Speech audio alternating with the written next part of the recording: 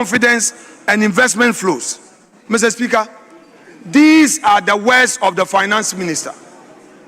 Since when, Mr. Speaker, did global economic uncertainties affect the economy of Ghana? When you were in opposition, you failed to accept that global economic challenges had effects on Ghana. Today, in presenting your national budget, you are blaming global uncertainties has haven't affected you. Mr. Speaker, our friends have been exposed.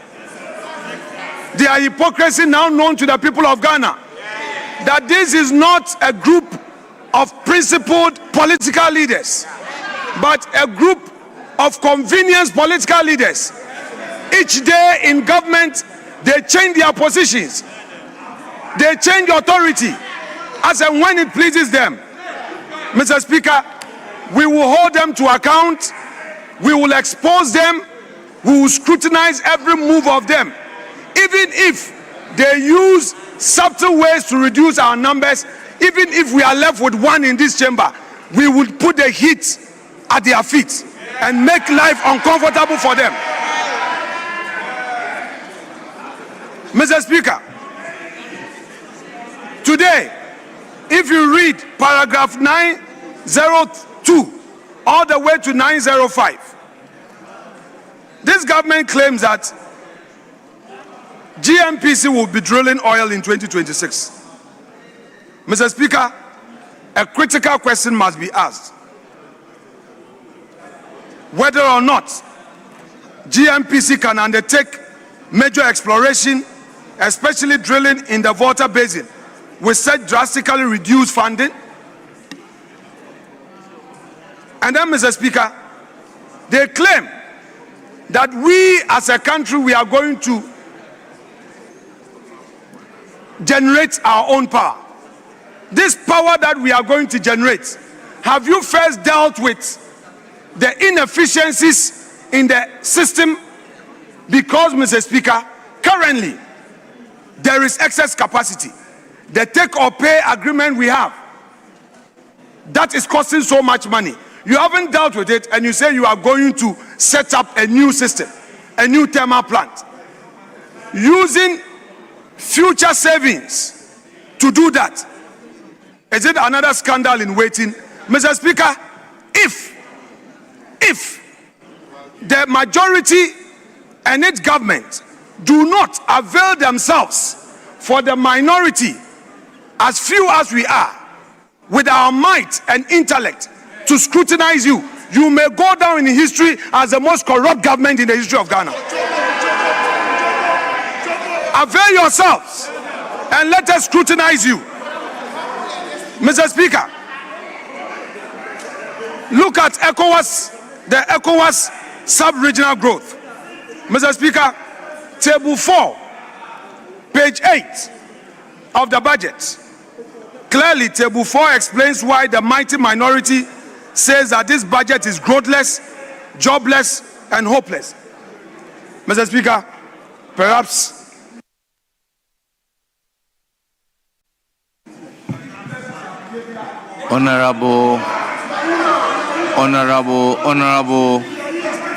Honorable Minority Leader, please proceed.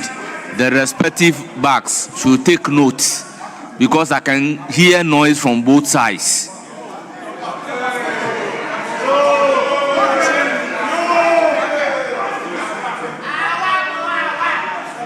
So we should all remain silent and listen to the debate.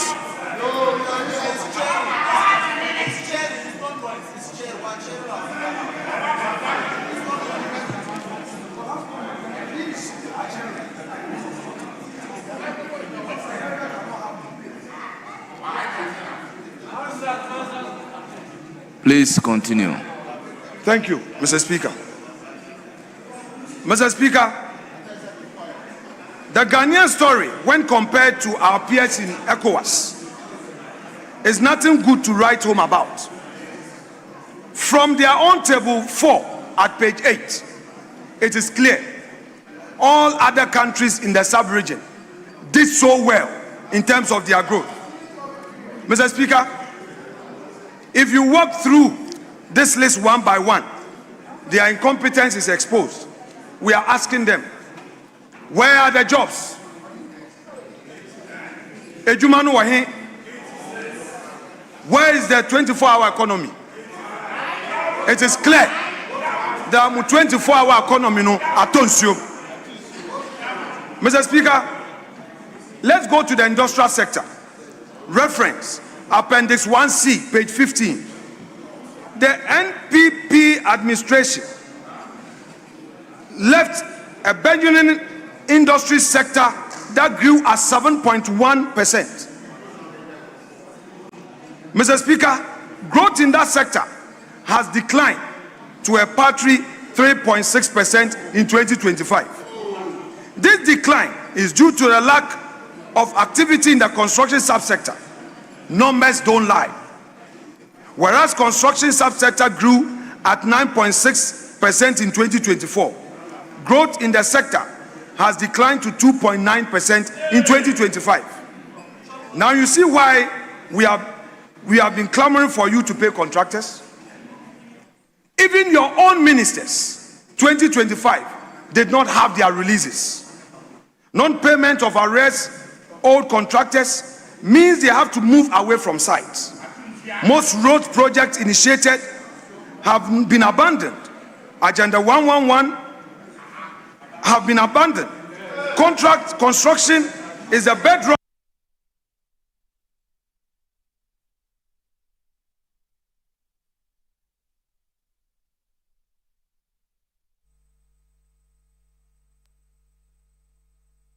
first big push agenda, and whilst projects started by the previous government stopped.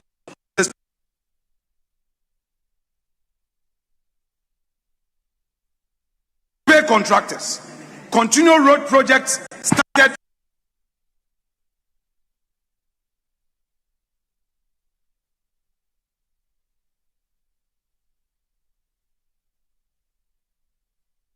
Complete the Kaswa-Winneba Road. Finish the Adenta-Dodua Road, finish the Tamapampram stretch, complete the Swami interchange, and finish the PTC interchange.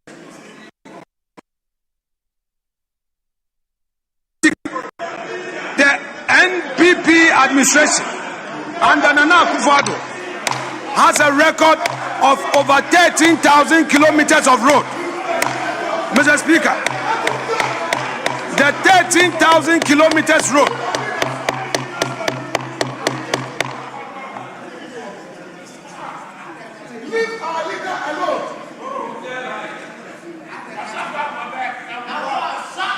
Please, you have the floor.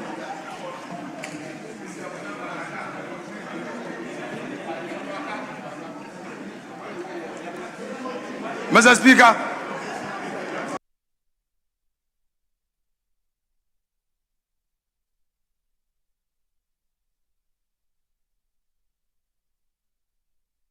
Adu government, Mr. Speaker, can never be matched by this administration. Mr. Speaker, now let's look at revenue, fiscal performance.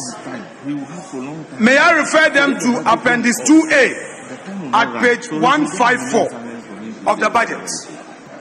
Mr. Speaker,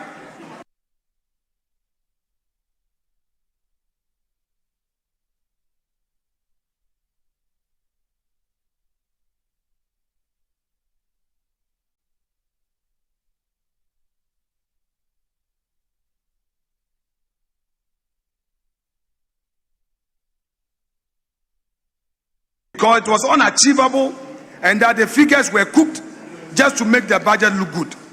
Mr. Speaker, unperturbed in the mid-year budget review, they presented a further revised revenue and grant upwards to 229.9 billion, representing 16.4% of GDP. Again, we warn them to desist from deceiving the Ghanaian public and potential investors. What do we see now? The Minister of Finance and his government have finally revised the end-year projected revenue and grant to 226.4 billion, a whooping 3.5 billion difference. Is this competence? Incompetence. Mr. Speaker, the bizarre aspect of all of this is that they disregarded the full facts and figures. They programmed to rake in 162.6 billion in the first 9 months of the year. And this programming was done significantly in July. Mr. Speaker, in the first 9 months, you were able to only get 11.1%. What are you hiding from the Ghanaian people? How can you raise 72 billion in 3 months when you only had 154 billion in 9 months? You can project big revenue, but actual performance would expose you. I repeat, you can project big revenue, but actual performance will expose you. Mr. Speaker, a word to the wise is enough. Now, Mr. Speaker, let us look at expenditure. Expenditure as the presidency has ballooned. Expenditure at the presidency has ballooned. It is in excess of 1.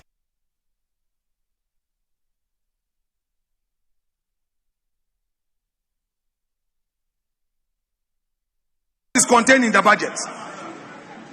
Perhaps he doesn't know what is contained in the budget. We, the mighty minority, have read the budget in full and we know the details. Mr. Speaker, they fail to provide for the private sector. They fail to create opportunities. Yet, at the presidency alone, they are spending in excess of 1.5 billion cedis.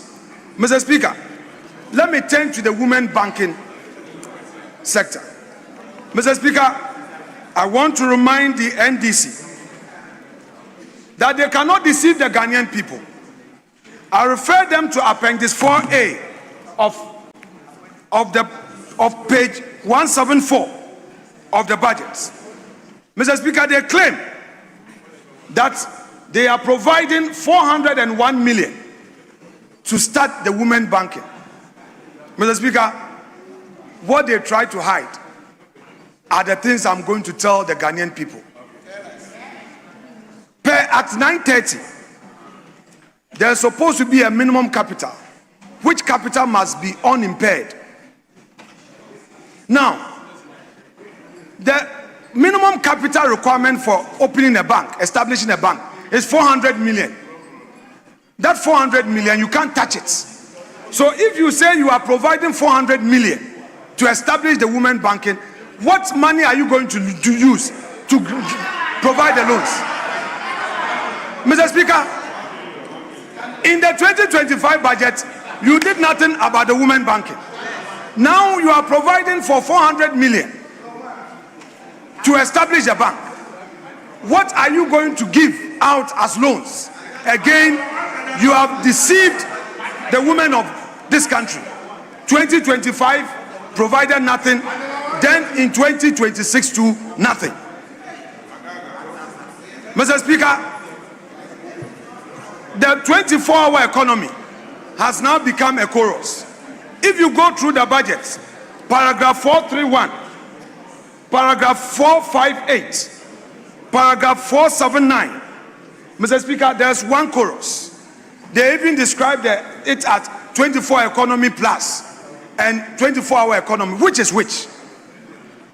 Every paragraph, you precede it with 24-hour economy. So what is the meaning of 24-hour economy? The one job, 3 shifts in way. Okay, nichuma baba. Engbe nichuma yo. Abibo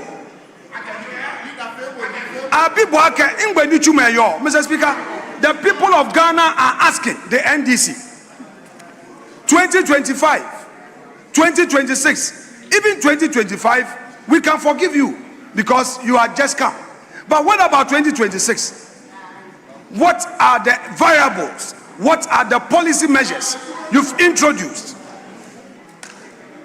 to inspire growth, to create employment? Mr. Speaker, At ECG, even where you had an opportunity to use electricity tariffs as an incentive to develop this 24-hour economy, you failed.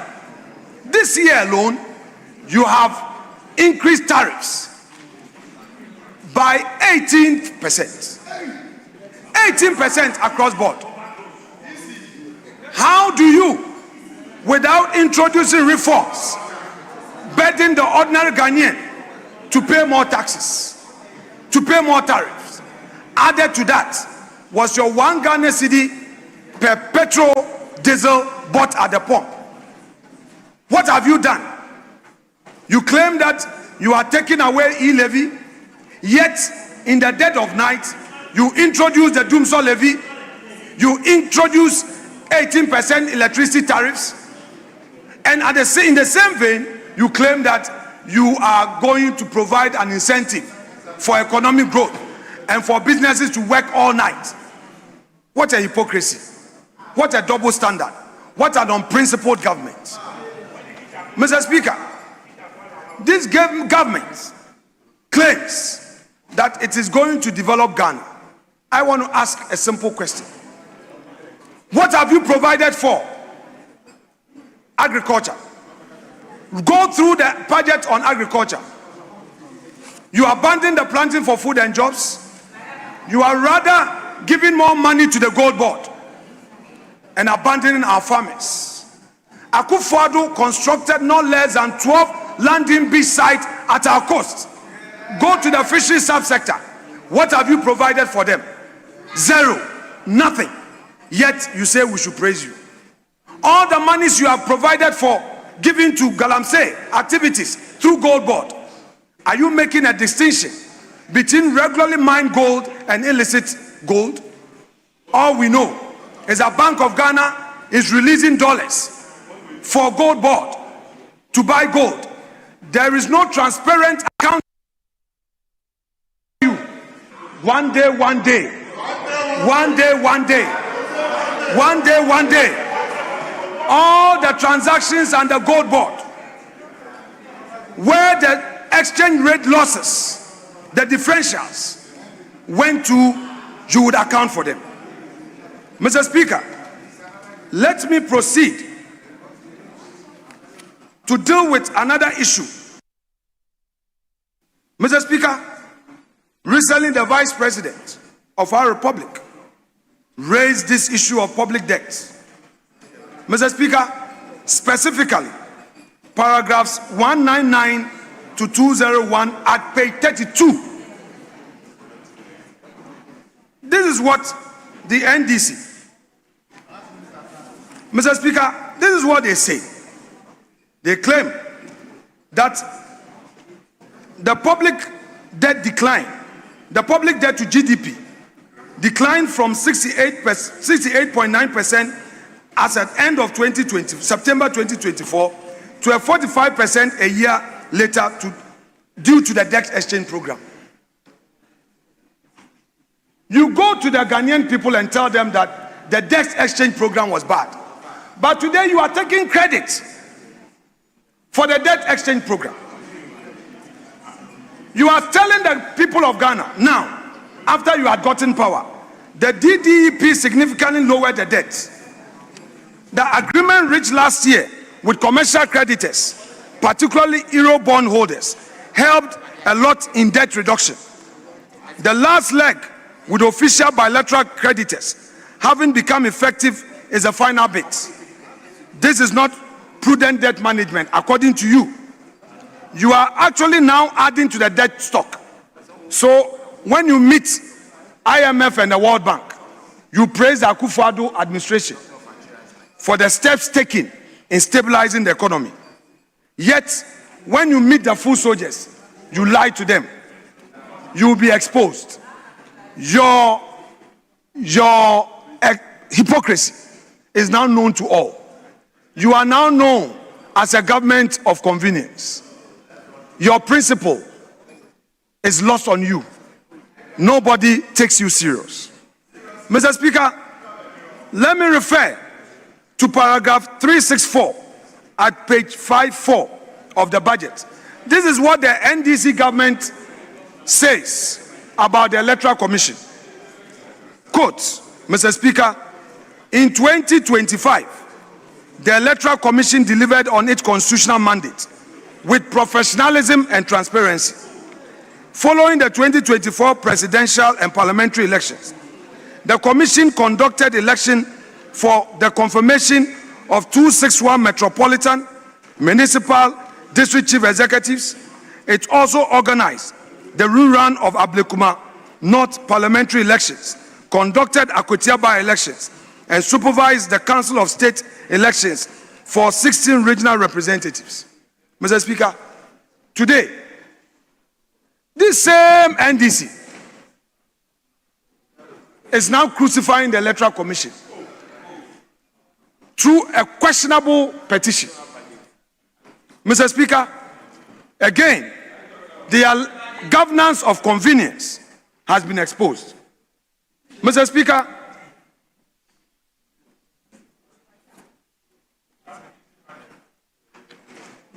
we thought that after coming to power and claiming that everything was in shambles, they will come around with a new idea.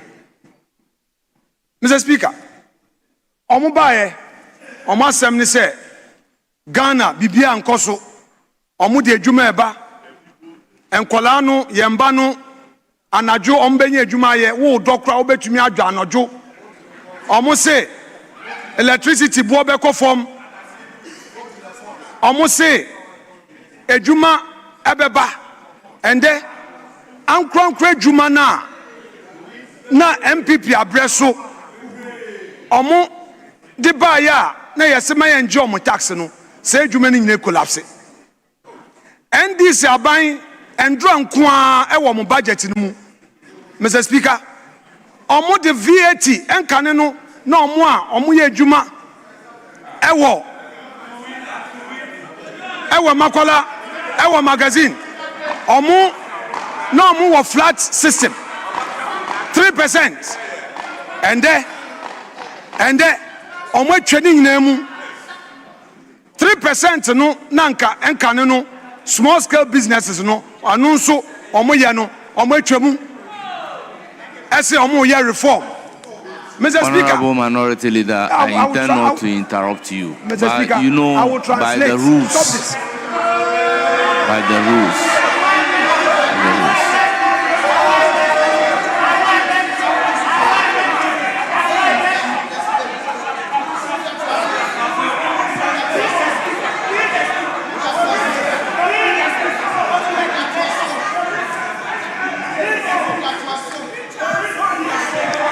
Please continue.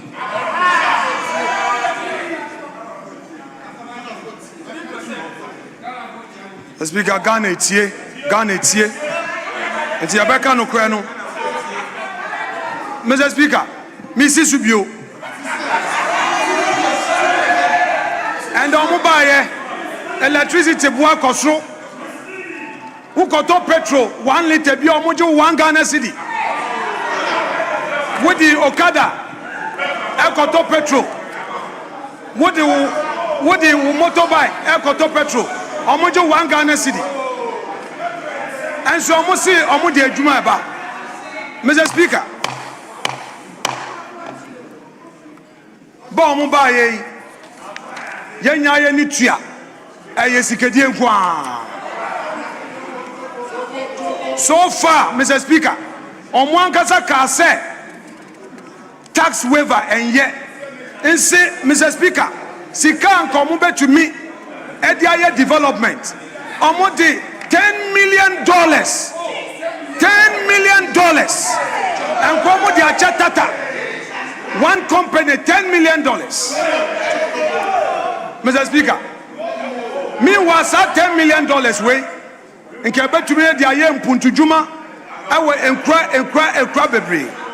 Mr. Speaker, instead of granting tax waiver to one company of $10.4 million, that money could have been used to construct more roads, to construct more schools. But Mr. Speaker, they chose convenience.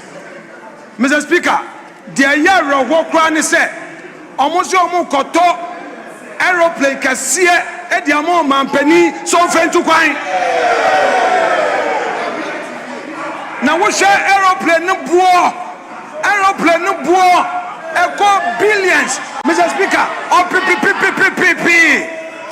And so and kolani here juma aye and almost your koto aeroplane ama omampayi so fentu kwan.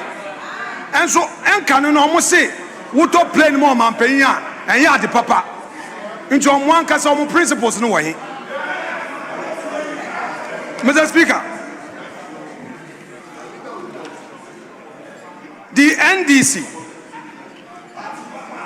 when agriculture stops absorbing labor, when factories stop hiring, when construction sites shut down, young people go somewhere. Too many, they are going into illegal mining. Our rivers are turning brown. Our forests disappearing. Our cocoa farms are being destroyed. Communities are being poisoned. Yet in this budget, no bold, well-funded alternative livelihood program is being initiated. Mr. Speaker, let me go to the gold board. This government has surrendered to the galamsey activities. And let me be very clear. Let me even make it graver. This government has become its enabler. In this budget, government announces a gold board announces a gold board to purchase gold from small-scale miners. But Mr. Speaker, recently, Professor Adai warned us that the gold board will become a state laundering mechanism for galamsey gold. They are not fighting illegal mining. The NDC government through gold board is rather financing it. This is giving it state endorsement. So all that they do, claiming that NIMO is out there to enforce, is falsehood. Today, members of NIMO are getting hurt, shot at, dying needlessly in a fight their own government has abandoned. But let us remember, this is a country that lost 8 innocent souls, including top 2 ministers, on their way to a program fighting illegal mining. 8 lives, 2 ministers, all in service of the fight against galamsey. And yet their own government is today demonstrating neither the seriousness nor the commitment necessary to defeat illegal mining. Instead, it has set up a gold board to buy gold it cannot trace, from miners it cannot verify, in a system designed for complicity rather than enforcement. This is horrifying. This is a betrayal of those 8 souls. It is a betrayal of every soldier risking their life. It is a betrayal of every Ghanaian who wants cleaner water and future for their children. If this government cannot trace the gold, it must not buy the gold.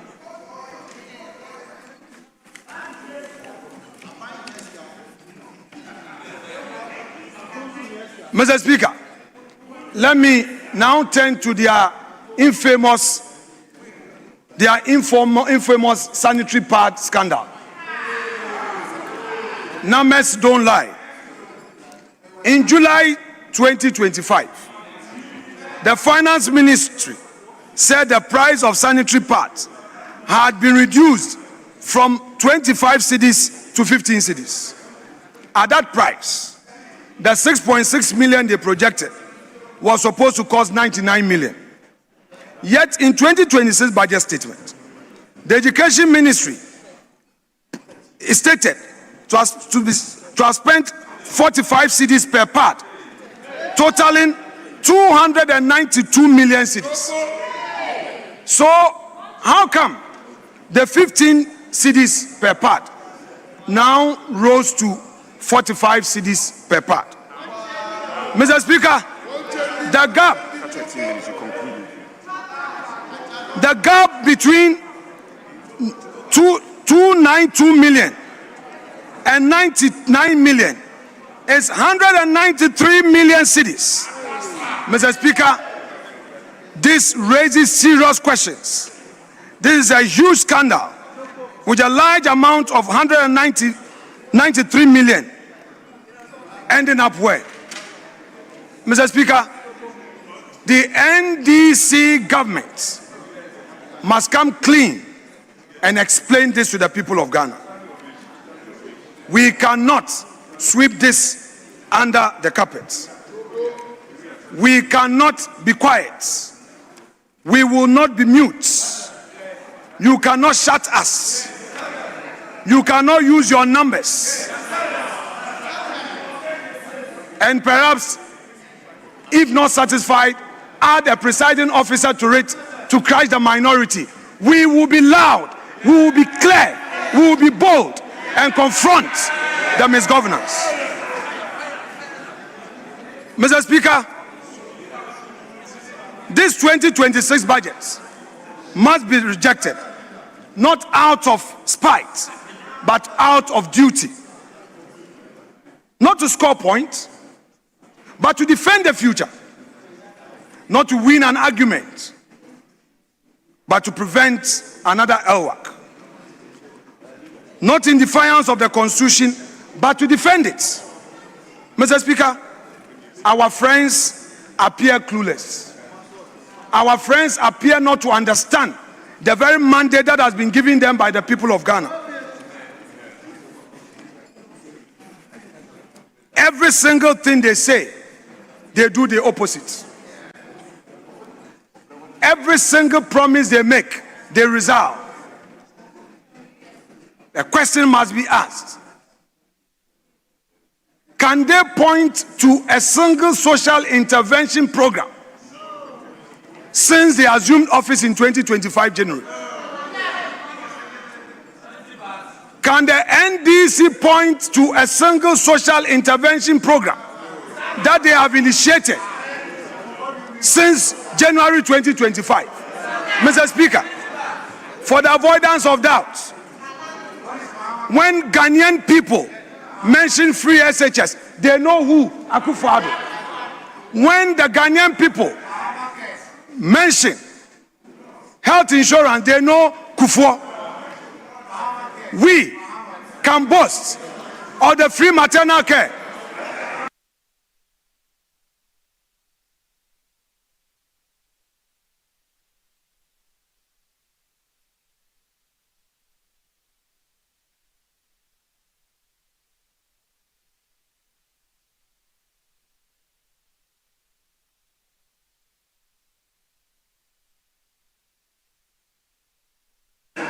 Honorable Minority Leader, you have the floor.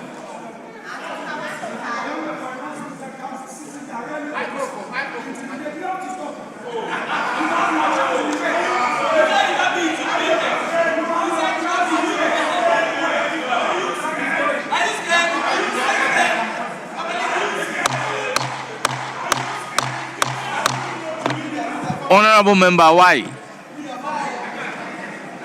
Honorable Member, why? Honorable Member, I mean you. I mean you. Why?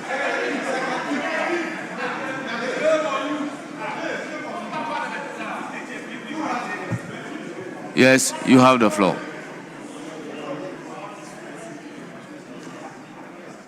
Mr. Speaker, if the Ghanaian people mention school feeding, they know of MPP. If the Ghanaian people mention free maternal care, they know of MPP. If the Ghanaian people mention health insurance policy, they know MPP. Mr. Speaker, public transport, investment in public transport, they even called it Kufuor bus. They know MPP. Mr. Speaker, when the Ghanaian people hear of the almighty free SHS, they know of MPP. Mr. Speaker, but when the Ghanaian people mention a government that abandoned job creation and decided to buy an aeroplane for the president to fly in, they know of NDC. When the Ghanaian people mention leadership of deceit, hypocrisy, propaganda, they mention NDC. Mr. Speaker, when the people of Ghana mention of deceit in the implementation of one job, three shifts, they mention NDC. Mr. Speaker,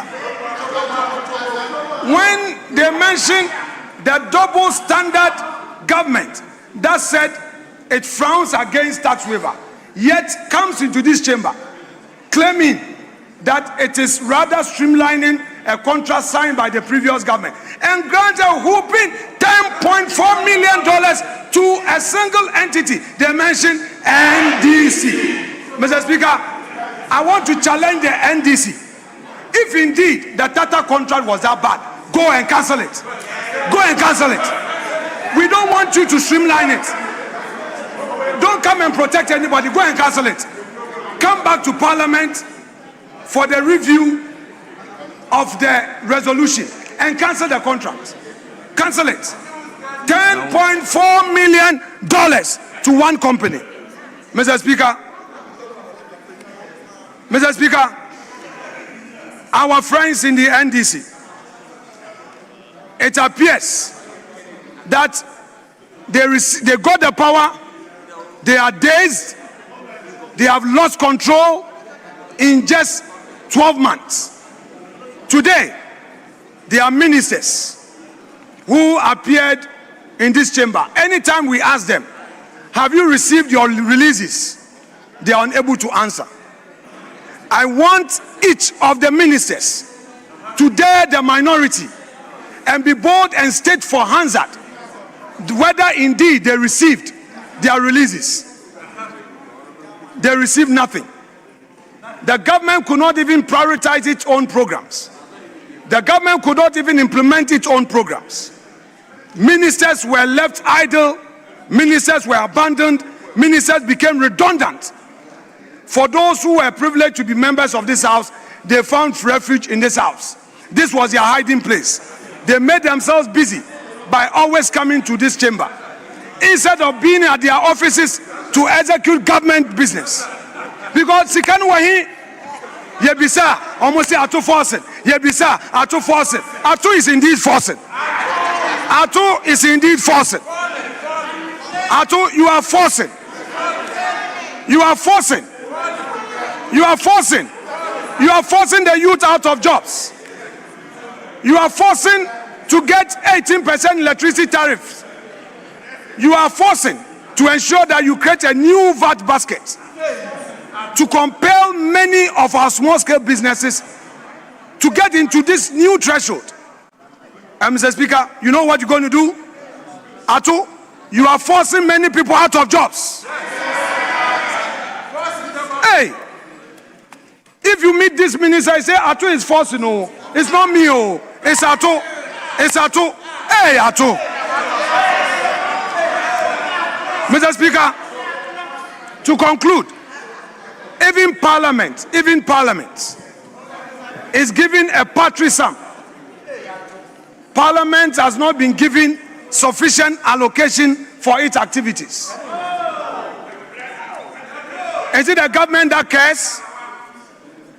Must Parliament beg the government for its releases?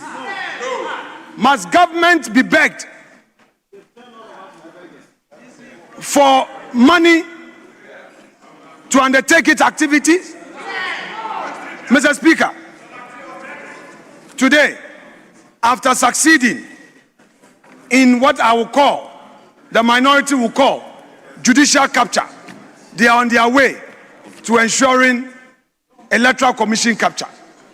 But we tell you one thing, no matter what you do, no matter the intimidation, we, the mighty minority, we know that the better days of our country are ahead of us. We would hold your feet to the fire, would expose your incompetence, all your promises you made that you are unable to fulfill. We will not allow you to use propaganda to distract anybody. We will stay on course and hold you account to the very things you promised. Mr. Speaker, the finance minister was not here, but at the risk of being repetitive, Ghana Railway Development Authority, is there any railway ministry?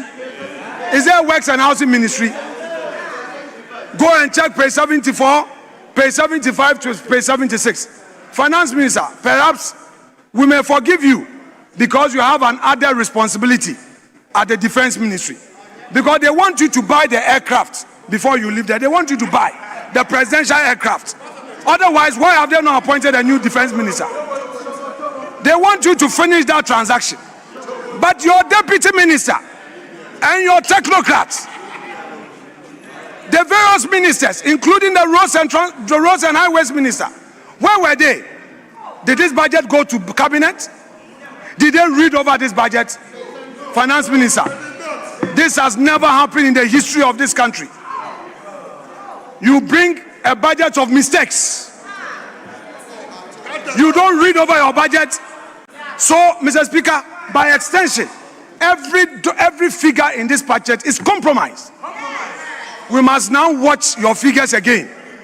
That is how come you claim that within 3 months you are going to achieve 74 billion in revenue, when over 9 months you could achieve nothing much. Mr. Speaker, I shall conclude by urging the finance minister to take a cue from all the submissions from this side of the house, having exposed all the inaccuracies in this budget, all the propaganda in this budget, including all the submissions I have made at this dispatch box, specifically on pages 74, 75, and 76, to, without delay, and let me use a legal terminology, withdraw this budget statement forthwith and go back and do the right thing. Mr. Speaker, I rest my case.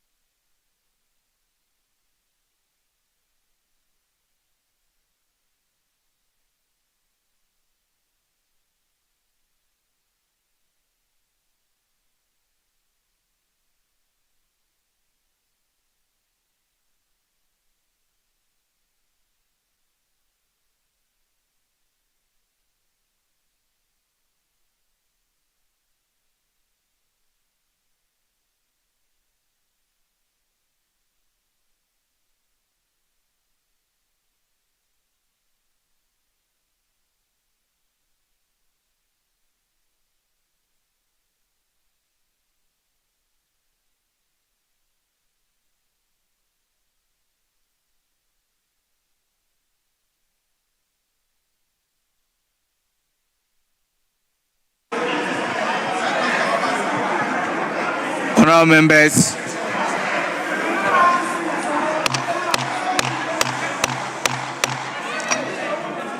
members, this is a house guided by rules. I will therefore refer to Standing Order 63, which has the marginal notes, language of proceedings. And I will want to read 63.1. The proceedings of Parliament shall ordinarily be conducted in English, except that a member may exercise the option to address the House in a local language if facilities exist in the House for the interpretation by the member or for contemporaneous interpretation. Honourable members, in clear violation, English and Ga has been spoken by the minority leader which substantially has not been translated into English. Accordingly, I will order and direct that all the three spoken words, all the guns which has not been translated into English be expunged from the record as if it does not exist.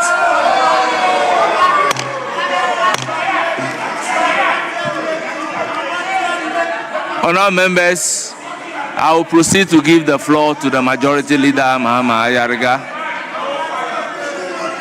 You have 1 hour.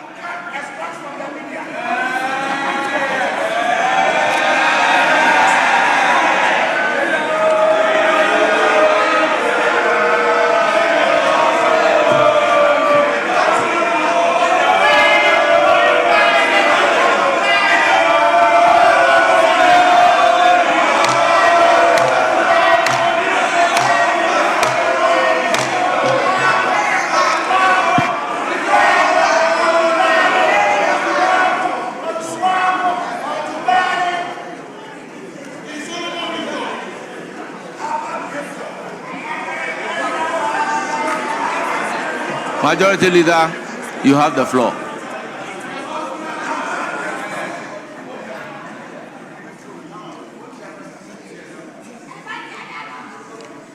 Thank you, Right Honourable Speaker, and thank you, colleagues.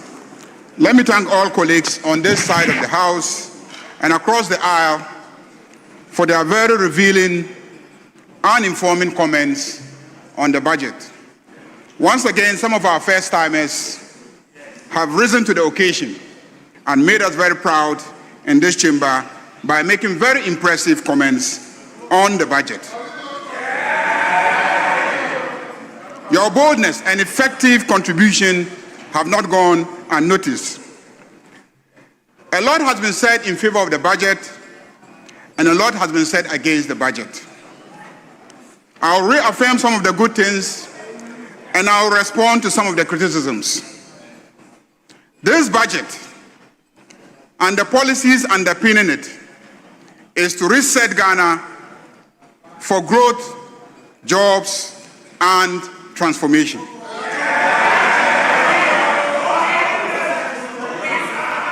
Mr. Speaker, this is a budget that will generate growth.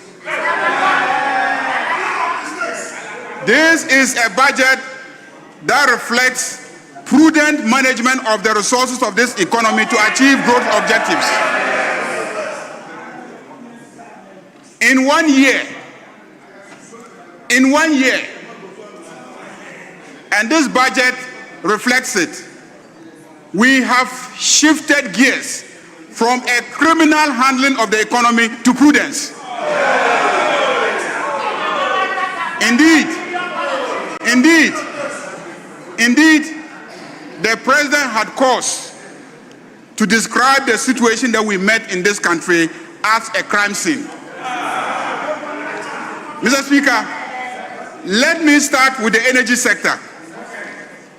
What is the record of the NPP in the energy sector?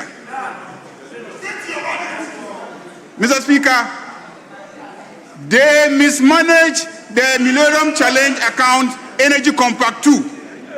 And in the process, they cost this country, and we lost $190 million United States dollars.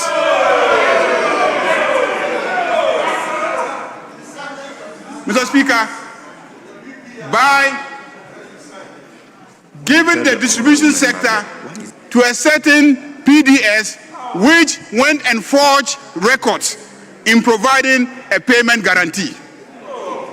This is the record of the NPP in the management of the energy sector. Mr. Speaker, you want what is in the budget? You want what is in the budget? The situation at ECG is in the budget. Mr. Speaker, the recent container hold-up investigations report of the ECG reveals the mess at the ECG. Due to your negligence, demurrage of over 909 million Ghana cedis was incurred at the port.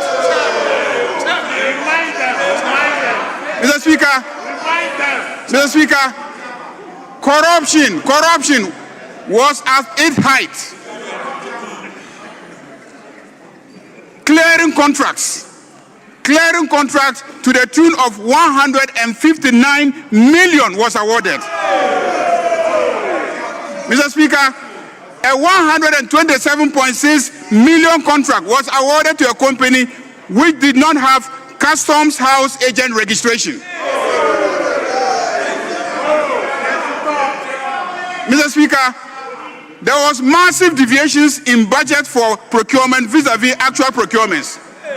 2024 planned procurement, and my friend opposite in 2024 at some point was chairman of ECG.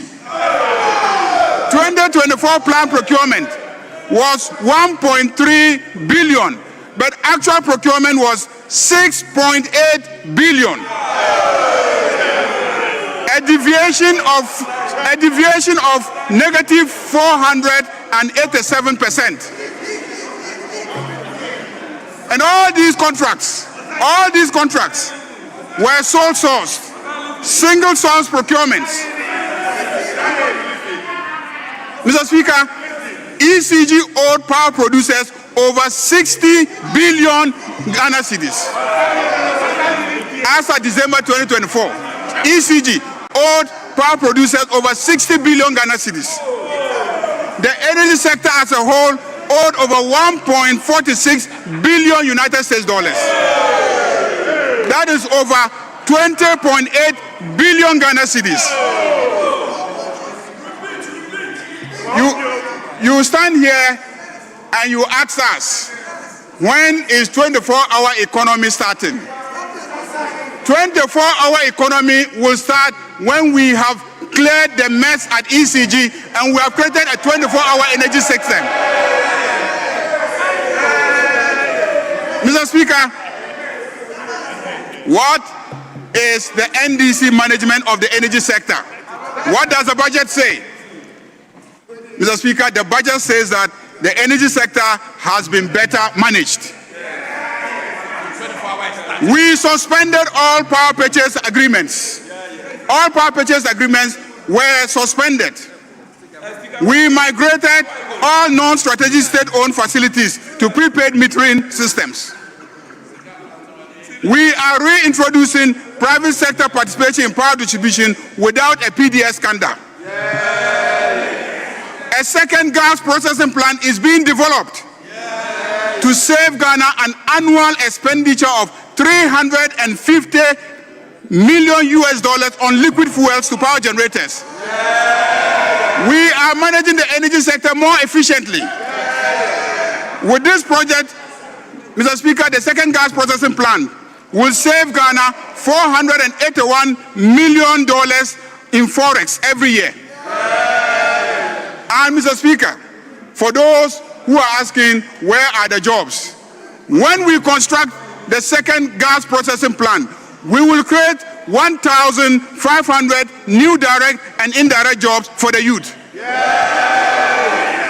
Mr. Speaker, we renegotiated the IPP payments. Mr. Speaker, we have renegotiated the IPP payments. From 1.4 billion, we have renegotiated and we are paying 1.1 billion. We have saved Ghana $250 million United States dollars in the renegotiation exercise. And even the 1.1 billion, we are spreading it over 4 years. And as we speak, this budget reports that we are current on our payments to the IPPs. Last week when I was flying into Accra from Kumasi, at night, it was a sight to behold. Everywhere was lighted. It was not like in the MPP era. I challenge you, when you go to Kumasi, come back in the night, fly at night, and as you descend into Accra, you will see the beauty of Accra under the NDC. Mr. Speaker, we are fully current, and this budget reports that $300 million have been paid to IPPs, and that's why energy is now reliably supplied. And we program to pay $345 million in 2026. Mr. Speaker, this budget reports that ECG is better managed now. And let me at this juncture single out for mention the excellent handling of ECG by its acting MD, Engineer Julius Pekwena. That proud product of Keta Secondary School and St. Augustine's College has proven that Ghanaians have what it takes to turn things around, and we will turn things around. In 2025, unlike the mess he inherited, he achieved 115% reduction in administrative expenses from 930 million Ghana cedis in 2024 half year to 2025 half year. Half of it was achieved. 115% reduction was achieved. 115% reduction in administrative expenses. The Haptel infamous contract was renegotiated from 3% to 1.65%. And in the process, he saved Ghana 13.2 million Ghana cedis monthly, every month. The 13.2 million every month can construct many schools in your constituencies, many hospitals in your constituencies. It can add to the construction of Agenda 111 hospitals. And he has saved that. Mr. Speaker, he has terminated 202 underperforming contracts, saving Ghana $227 million United States dollars. And to cap it, he delivered a record-breaking revenue collection of 1.7 billion Ghana cedis in June 2025. Never happened. Why am I saying so? I'm saying so to say that this budget reflects a turnaround. Even institutions like ECG, which were totally mismanaged, which were corruptly mismanaged, which was being run bankrupt, even ECG has been managed so well that there is a turnaround. Mr. Speaker, all the agencies have similar impressive records. All the agencies, all the state-owned companies have similar impressive records. I just singled out ECG as an example. But all of them, the port authorities, every one of them, they are all performing very well. And if you go out and check, you will confirm what I have said. Mr. Speaker, let's go to the mining sector. Let's go to the mining sector. Gold exports increased by 71.4%. We moved it, earnings from gold, from 13.3 billion US dollars, when last year MPP got only 7.7 billion US dollars. So from 7.7 billion to 13.3 billion. Mr. Speaker, that is because the Honorable Afenyo-Markin, very, very smart forced and introduced the policy of gold board. Gold board, Chairman 1. So Afenyo-Markin, Atu Forsen. Mr. Speaker, the introduction of gold board completely transformed the sector, and we are seeing the impressive results.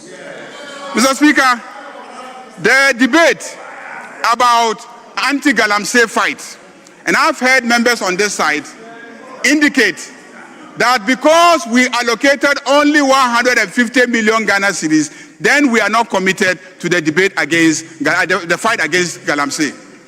Mr. Speaker, I am surprised.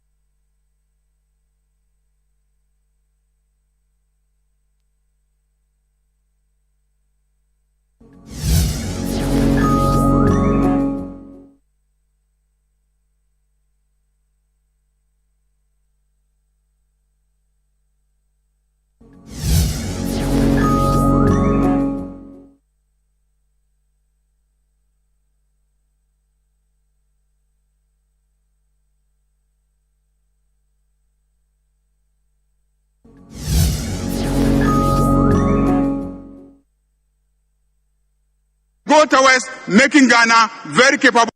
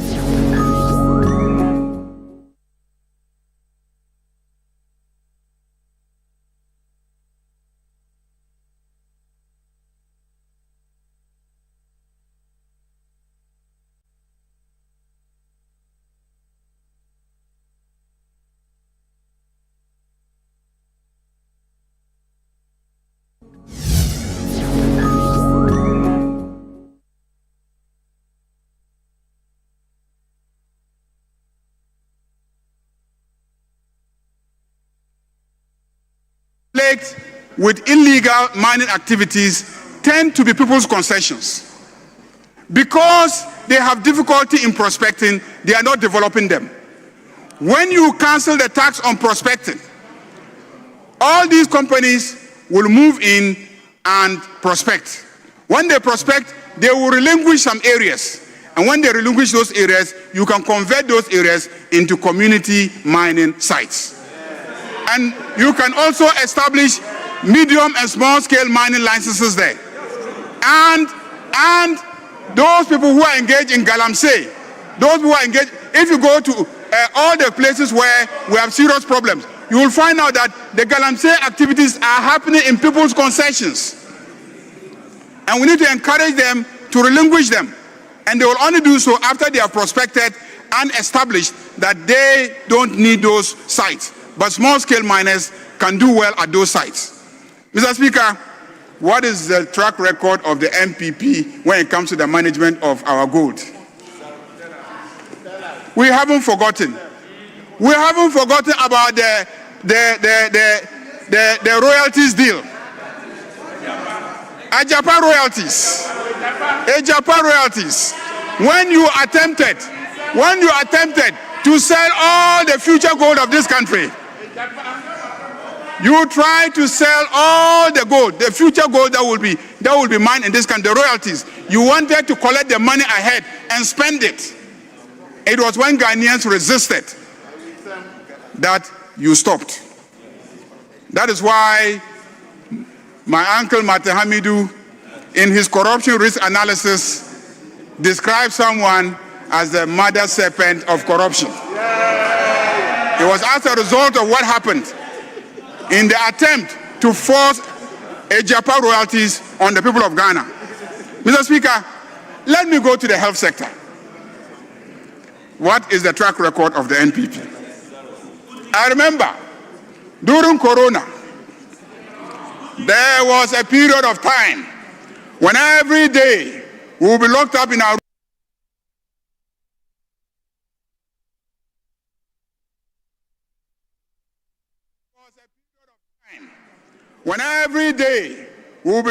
our rooms, and then a certain man will come and say, fellow Ghanaians. Update number 8 of fellow Ghanaians. That's when he promised 88 regional and district hospitals. Later, it increased to 111. Mr. Honorable Tobin, Honorable Member for Anya Sotum, why are you in the habit of shouting from the back? Please, I didn't give you the floor to be on your feet. Please.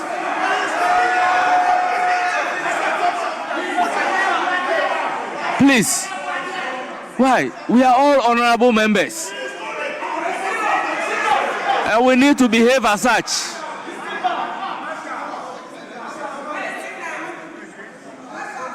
Yes, Majority Leader, continue. Mr. Speaker,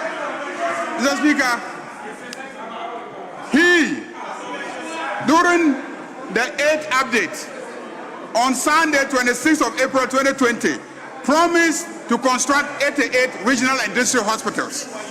Within 1 year, Mr. Speaker, he later increased it to 111 hospitals.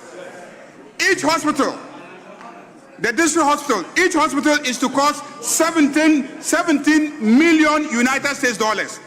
How many beds? 120 beds. The NPP spent $400 million without finishing one single hospital. $400 million and did not finish one. Mr. Speaker, let's talk about corruption. Let's talk about corruption. Mr. Speaker, let me recall my Fufusu Primary School mathematics. Let me recall the assistance of my Fufusu Primary School mathematics. $85 million for a 160-bed hospital comes to 531,000 United States dollars per bed.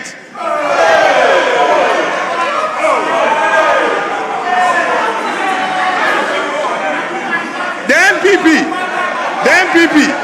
wanted to construct hospitals, and per bed, it will cost the country 531,000 United States dollars. Full mathematics.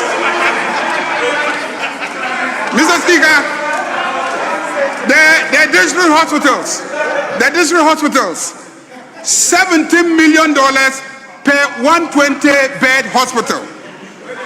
By the same full mathematics standards, each bed is going to cost the Ghanaian 141,000 United States dollars.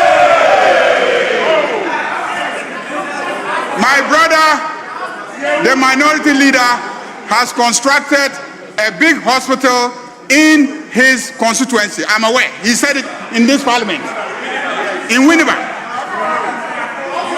Is that how much he constructed the beds for, the hospitals for, per bed? Mr. Speaker, this is a scandal of monumental proportions. And like I said, $400 million spent and not one single hospital completed. When even one district hospital is just 17 million by your standard. If you divide 400 million by 17, how many would you have completed by now? And you stand in this chamber, and for the past 1 week, you have no debating point except to say that we have not made provision for the completion of Agenda 111 hospitals. If you wanted to finish Agenda 111 hospital, you would have done so. And I'll show you how. I will show you how. Mr. Speaker, as election approached, they pretended that 3 of them had been completed. One at Trede, one at Kokobin, the other at Bokro. What did they do? They went and hired generators, went there and started, put the lights on, got the old man, His Excellency the former president, to come and commission it, put the plaque there, and when he left, they took the generators away and locked the place.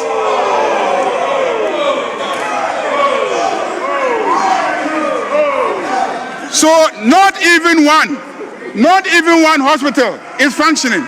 You promised 111 hospitals as far back as 2021. And you delivered zero. And NDC has been in office for only 9 months, and you expect all the hospitals to be finished. Can you imagine? Can you imagine that? What level of expectation is this? Mr. Speaker, the health sector is doing well now. The National Health Insurance Authority had its fund uncapped. And since then, an additional 3.4 billion Ghana cedis has flown to the National Health Insurance Authority. The highest in the history of the scheme. The highest. Mr. Speaker, healthcare providers are now more confident. They know that when they treat patients and they make a claim under National Health Insurance, they will be reimbursed. There's greater confidence in NHIA. And NHIA has become financially reliable. has become stable and is trusted by providers. Under the NPP, it was collapsing. Mr. Speaker, I have heard from this side that adding the expenditure on the Ghana Medical Trust Fund, Mahama Cares, amounts to capping NHIA funds. Mr. Speaker, this kind of argument can only be coming from people who are groping in the dark for an argument, because they don't have an argument. Mr. Speaker, if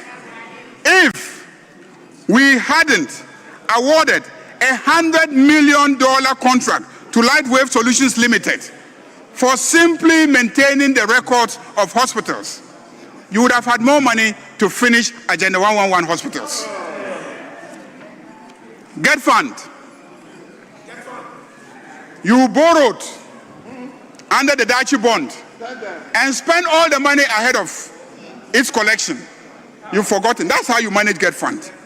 We came and we've uncapped Get Fund. And because we have uncapped Get Fund, so much money is going there. You are claiming that you introduced free SHS. But we can say we are better implementers of SHS. You are claiming that you introduced NHIA. I can say here that we are better implementers of NHIA. Because when you introduce and you don't finance well, the system will collapse. Mr. Speaker, Common Fund has now become common. Under the NPP, Common Fund was uncommon because they never released the money.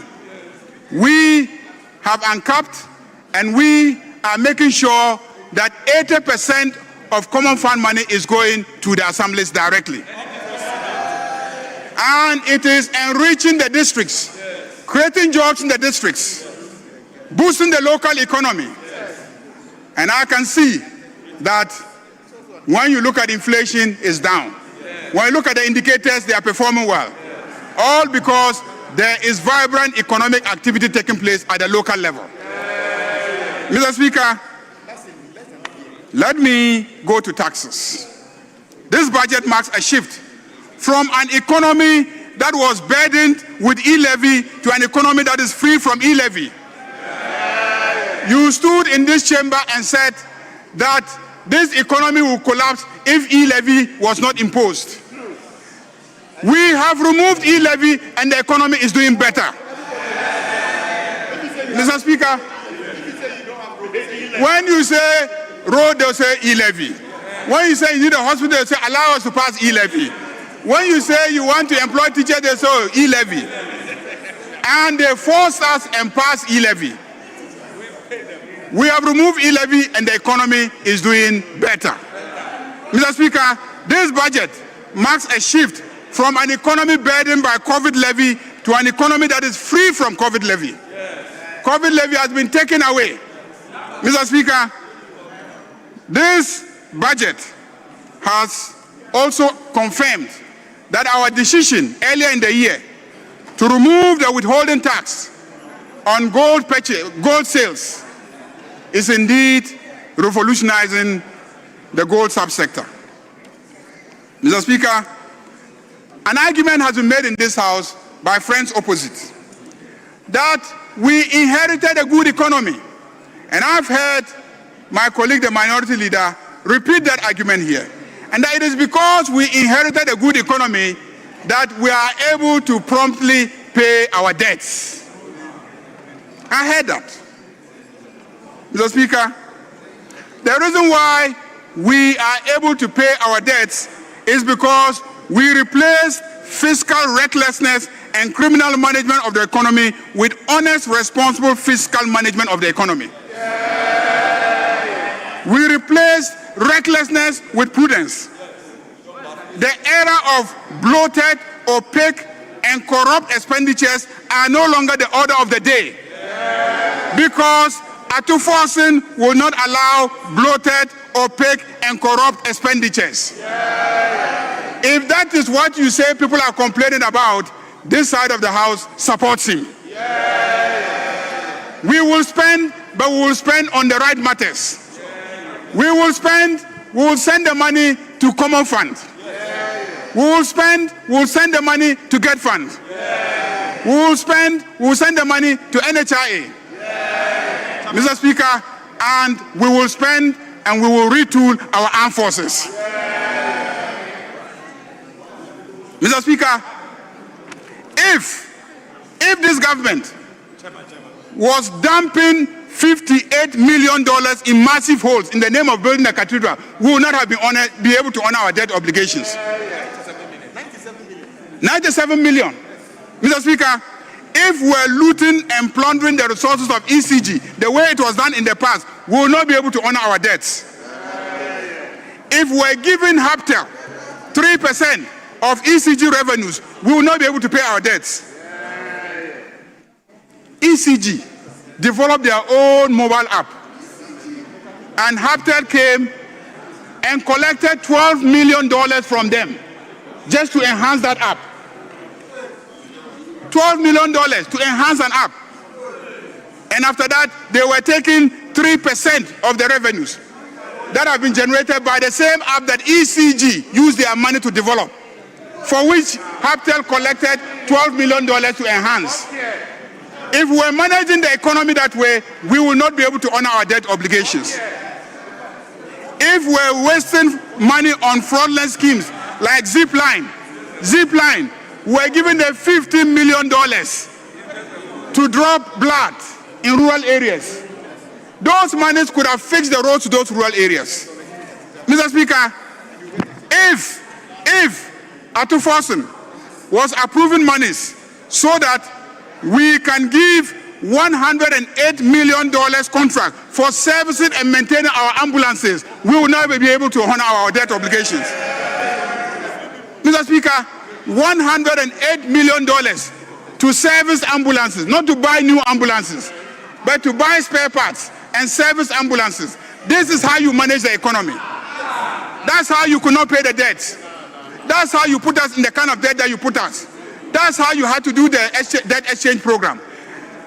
Mr. Speaker, if we were stealing GRA money under contracts similar to SML, where 1.5 billion Ghana cedis was paid to SML without proper evaluation, we will not have been able to honor our debt obligations. Mr. Speaker, SML, it is reported, when they added upstream oil contracts to them, the contract value ballooned to close to 500 million United States dollars. Indeed, I've come to accept their name, Strategic Mobilization Limited, to strategically mobilize and loot the monies of Ghanaians. If you were not strategically mobilizing and looting Ghanaians' money, you would have been able to construct 111 hospitals in 4 years. Mr. Speaker, now the former finance minister, Ken Ofori-Atta, wants us to sympathize with him that he is sick. Even when he was sick and his own MPs wanted him to resign, he refused and said he could manage the economy despite his obvious ill health. We're all here in this chamber. It was obvious that he wasn't well, but he insisted on managing the economy. Today, he's been called to come and account, and we are being told that we should sympathize with him because he is sick. Mr. Speaker, for 4 good years, he turned this chamber into a Bible school. I remember his famous proverb, his famous Bible quotations. Matthew 14:13-21. He referred us to the loaves and fish parables. I remember Deuteronomy 8:18. Mr. Speaker, after many years of tutelage, after many years of being taught by Ken Ofori-Atta, which we have learned the Bible, so today I'll refer him to Luke 19, verse 1 to 10. Luke 19, verse 1 to 10. And since my brother started with a lengthy Bible quotation, let me also go through a lengthy Bible quotation. Luke 19, verses 1 to 10 says, Jesus entered Jericho and was passing through. A man was there by the name of Zacchaeus. He was a chief tax collector. What was Ken Oforiata? Chief tax collector. He was in charge of GRA. And what do GRA do? They collect tax. So clearly, Zacchaeus in the Bible resembles Ken Oforiata. A man was there by the name Zacchaeus. He was a chief tax collector. And he was wealthy. A man who owns a bank, data bank, owns enterprise. Is he not a wealthy man? Is there no resemblance between Zacchaeus and Ken Oforiata? He wanted to see Jesus. He wanted to see Jesus. But because he was short, he could not see over the crowd. So he ran ahead and climbed a cycon fig tree to see him, since Jesus was coming that way. When Jesus reached the spot, he looked up and said to him, Zacchaeus, come down immediately. I said to Ken Oforiata, come back to Ghana immediately.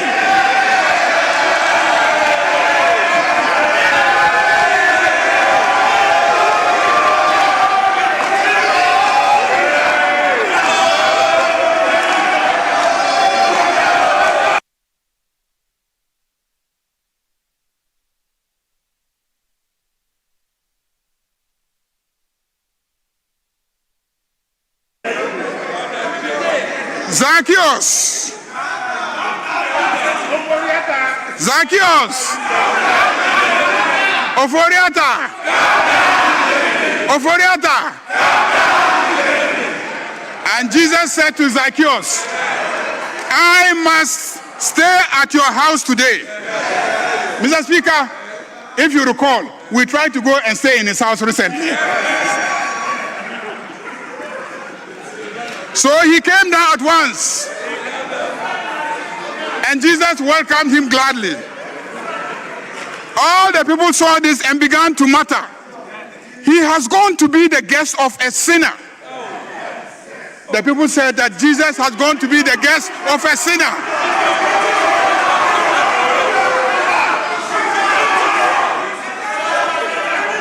Mr. Speaker, I didn't start with the Bible today. My brother started with the Bible today, and I'm just following his footsteps so that he knows I haven't forgotten my Bible lessons too. Mr. Speaker, the people said he has gone to be the guest of a sinner. But Zacchaeus stood up and said to the Lord, look, Lord, here and now, I give half of my possessions to the poor. And if I have cheated anybody out of anything, I will pay back 4 times the amount. Ken Oforiata, come back. If you haven't cheated anybody, come back. If you haven't cheated anybody, come back. And when you come and we determine that you have cheated, you have to pay 4 times.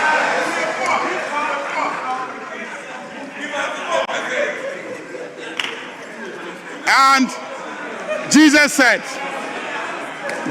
to him, today salvation has come to this house.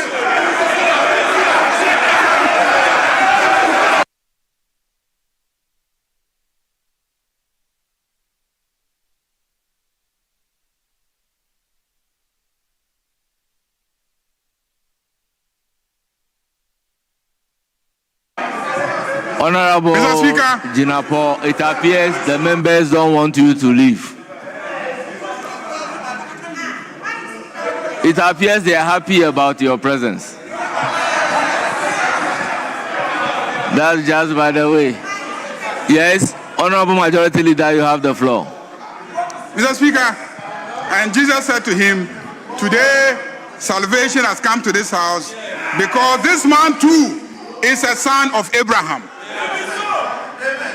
Ken Ofori-Atta too is a son of Ghana, so he should come home.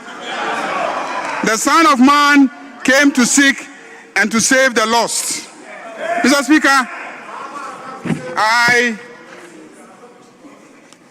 I will end my Bible lessons here and to show to my colleague, my minority leader, that he doesn't know the Bible better than me.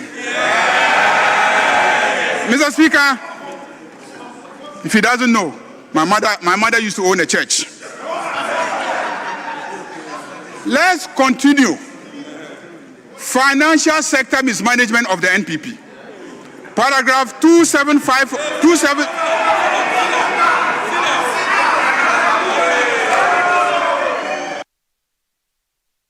Paragraph 258 to 268 speak to the good health of our financial sector.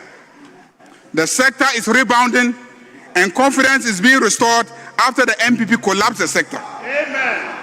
The NPP destroyed the financial sector at great cost to the taxpayer, and I will demonstrate it. At the end of 2024, government had spent 29.8 billion Ghana cedis to support the financial sector cleanup exercise. 23 billion for banking and then 5.16 billion for the non-banking institutions. Mr. Speaker, damage costs. 9 commercial banks were collapsed by the NPP. Unibank, Royal Bank, Beige Bank, Sovereign Bank, Construction Bank, UT Bank, Capital Bank, Premium Bank, Heritage Bank. All these 9 banks were collapsed under NPP. 347 microfinance institutions were collapsed by the NPP. 39 microcredit companies were collapsed. 29 finance houses and savings loans companies were collapsed. Mr. Speaker, in the end, they deprived 10,000 workers of their jobs. Today, you stand here and ask us, where are the jobs? When you collapse all the banks and render the people jobless.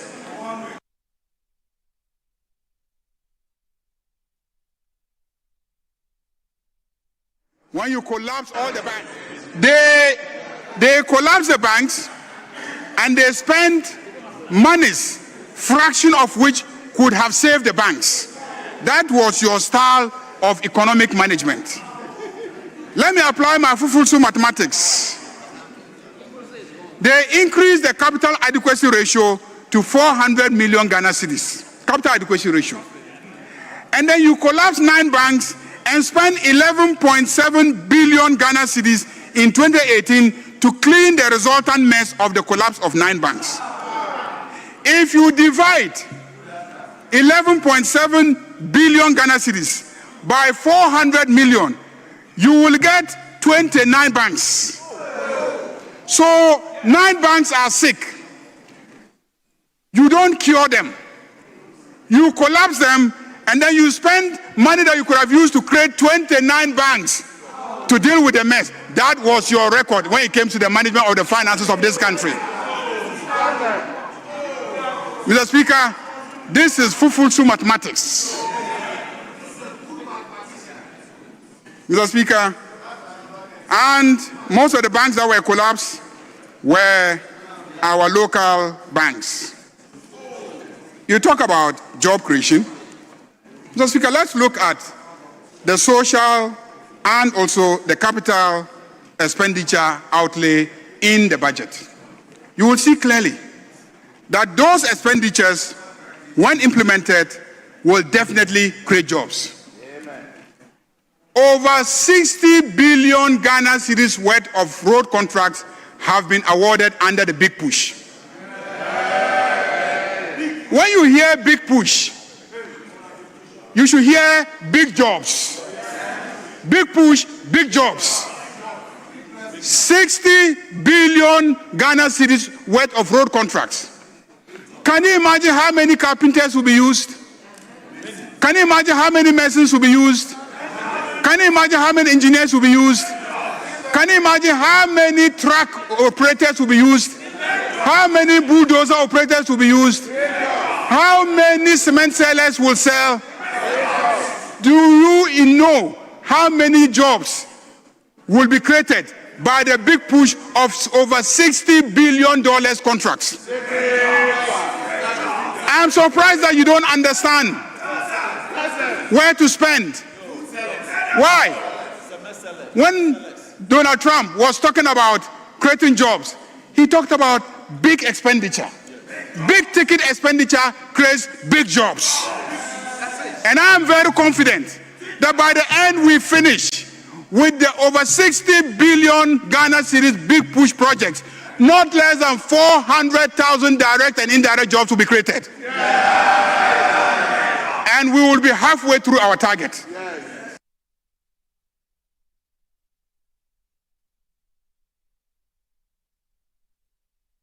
One also tells.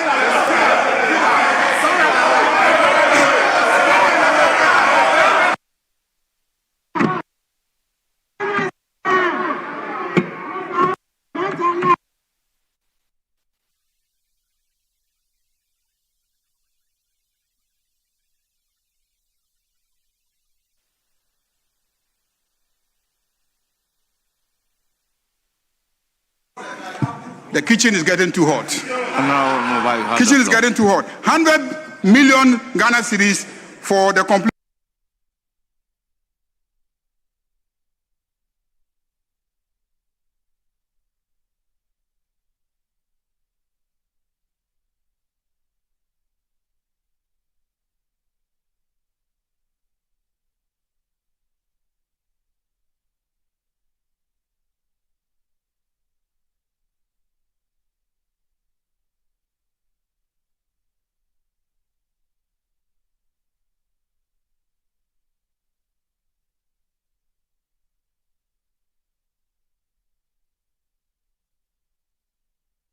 Mr. Speaker,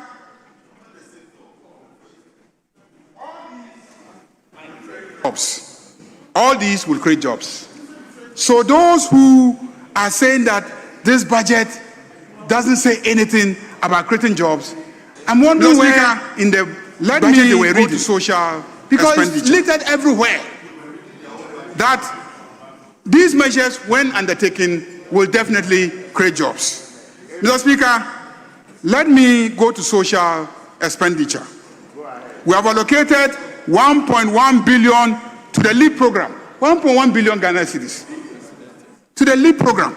It's never happened before. Biggest jump. We have programmed 9 billion in 2026 for NHIS claims. 9 billion. Never happened before. We're establishing the Women's Bank. You say 401 million Ghana cedis cannot establish a bank. You don't establish a bank one day. The team needs the 400 million first to go through the process of acquiring the license from the central bank. That's what they need first. If they haven't acquired the license, on what basis would they now be taking money to build banking halls? So you need the money for the banking license first. And that is why you have 401 million Ghana cedis to meet the capital adequacy requirement. Mr. Speaker, 170 million for the National Apprenticeship Program, social expenditure, skills building, jobs. 169 million Ghana cedis for BCE registration. 474 million for nursing training allowances. 2.3 billion for Ghana Medical Cares, Mahama Cares.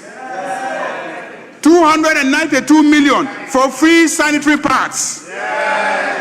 Mr. Speaker, you spoke about sanitary pads. I'm sure at the right time, the Minister for Education will give you the actual prices and the quantity of the sanitary pads that have been procured. And 50 million has also been allocated for the procurement of fishing nets. 20 million for the creative arts. Mr. Speaker, all these allocations and the expenditure will create jobs. Now you talk about 24-hour economy. 24-hour economy. 24-hour economy. 24-hour economy is not an event so that you will say, oh, why it hasn't happened. 24-hour economy is a process. It is a process of enabling a quantum leap in our national productive capacity so that we will produce 24 hours. Mr. Speaker, and one fundamental component of being able to produce 24 hours is to enhance your security. If you cannot secure banks to open beyond a certain point, they cannot work 24 hours. If you cannot secure filling stations to open 24 hours, can they open 24 hours? They cannot, because of security. If there is no energy, adequate energy supply, there will be no 24-hour economy. And so we are dealing with the fundamental issues that will enable a 24-hour economy. Mr. Speaker, and it is a lie that we have overcapacity when it comes to energy generation. I can assure you that as we speak, we are consuming all our installed capacity. Check from the energy minister.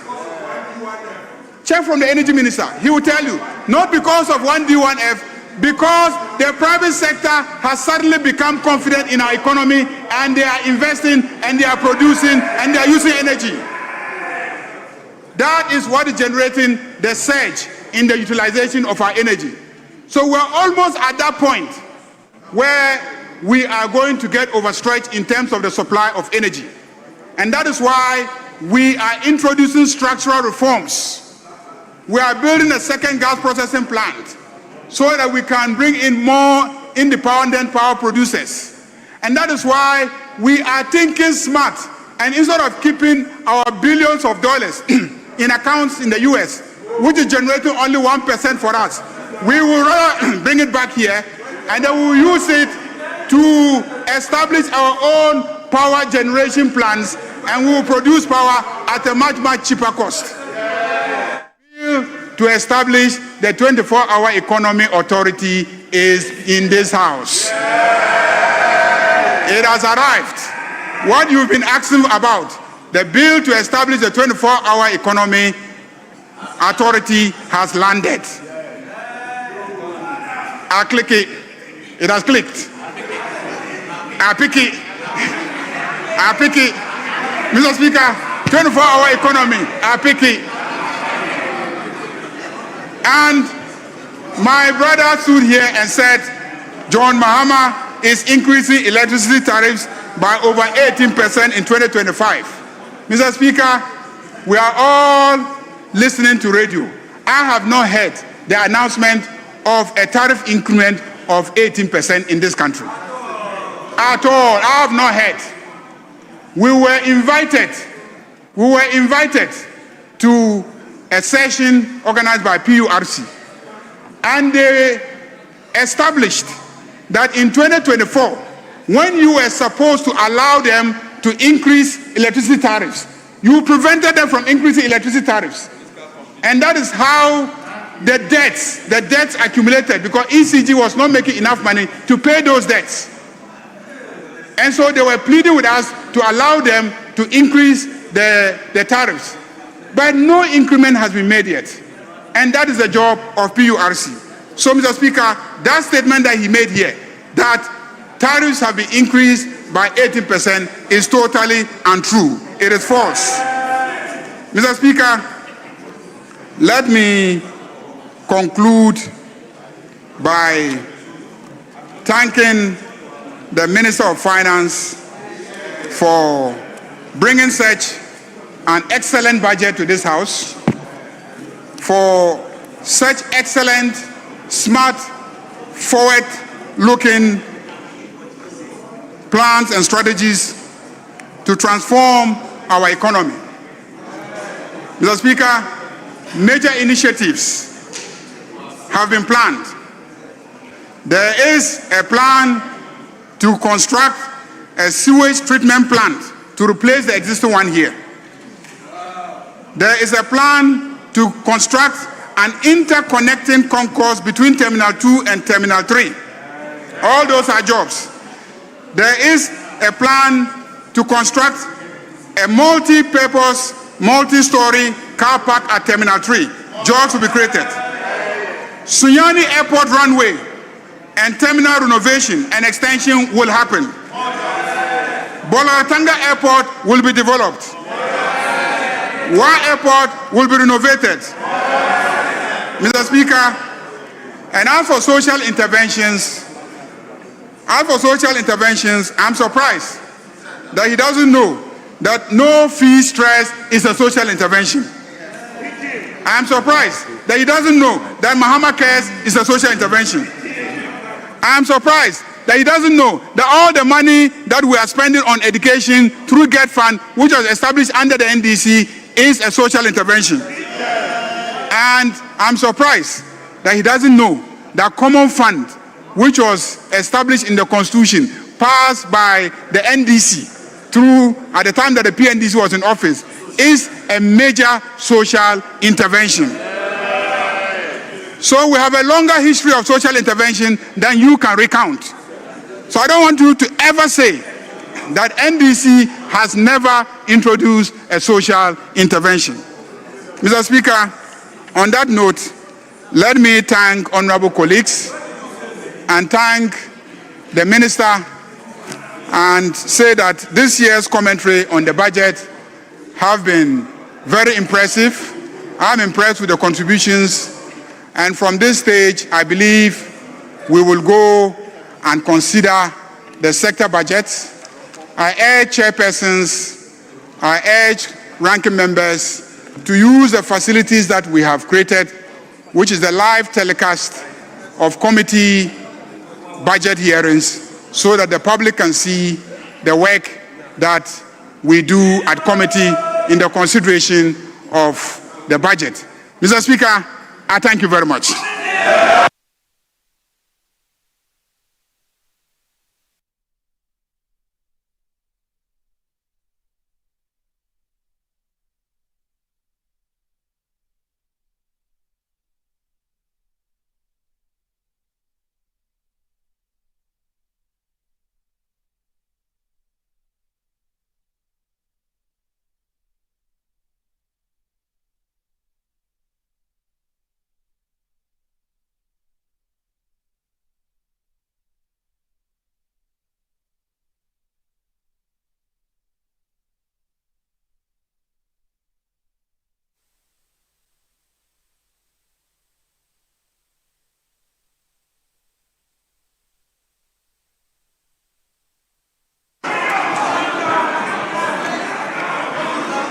Honourable members,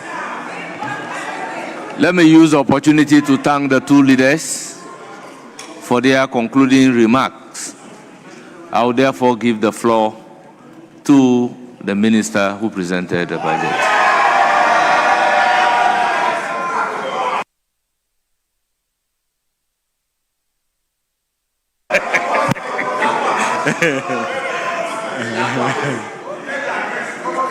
Mr. Speaker, thanks for the opportunity to make a concluding statement to bring the debate on the 2026 budget statement to a close. Mr. Speaker,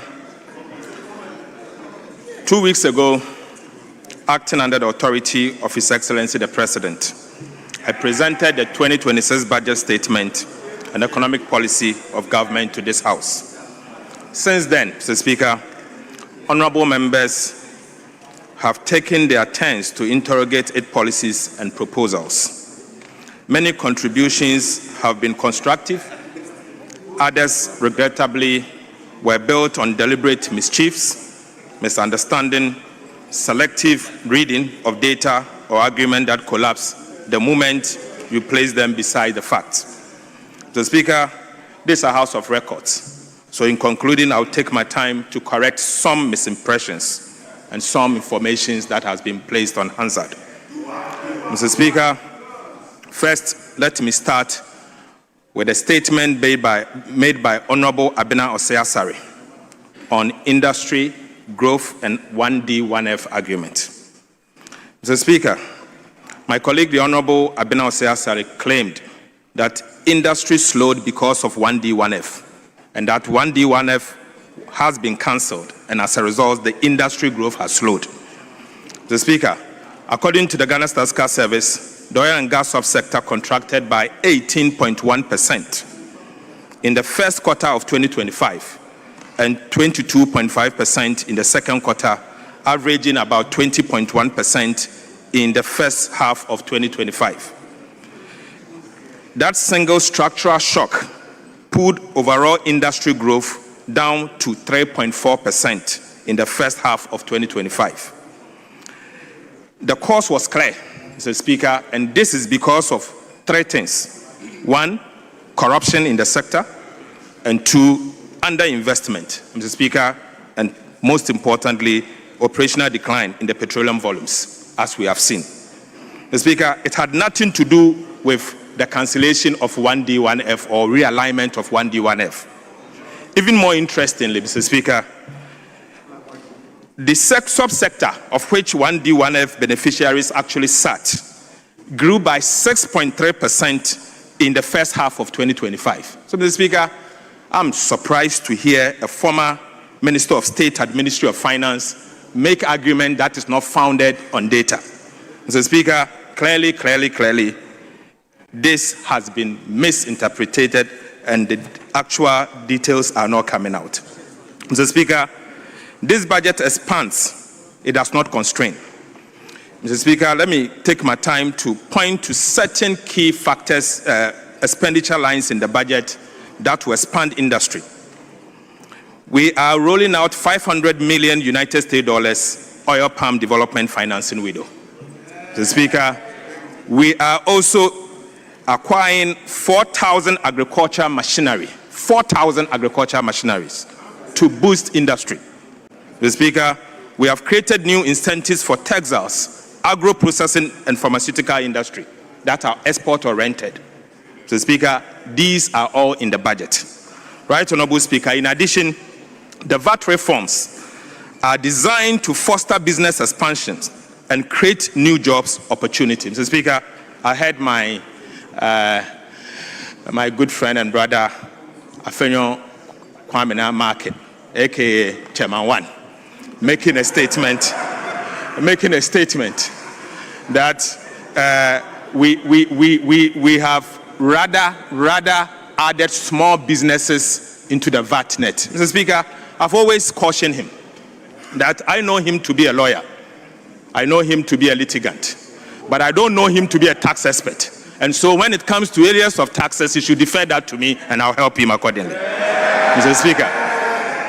Speaker, rather, what this government has done is that we have exempted businesses turning over up to 750,000 Ghana cedis from the charging and collection of VAT.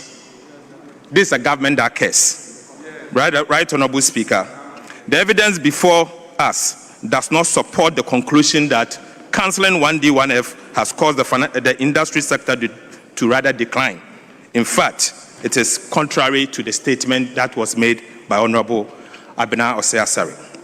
The Speaker, on the fiscal side, the Honorable Gideon Boakun made some statement that, the Speaker, it is worth important that I clarify. The Honorable Gideon Boakun argued that we missed at least 50% of our budget target. It is curious and inaccurate claim, Mr. Speaker, because none of our macro data support these assertions from him.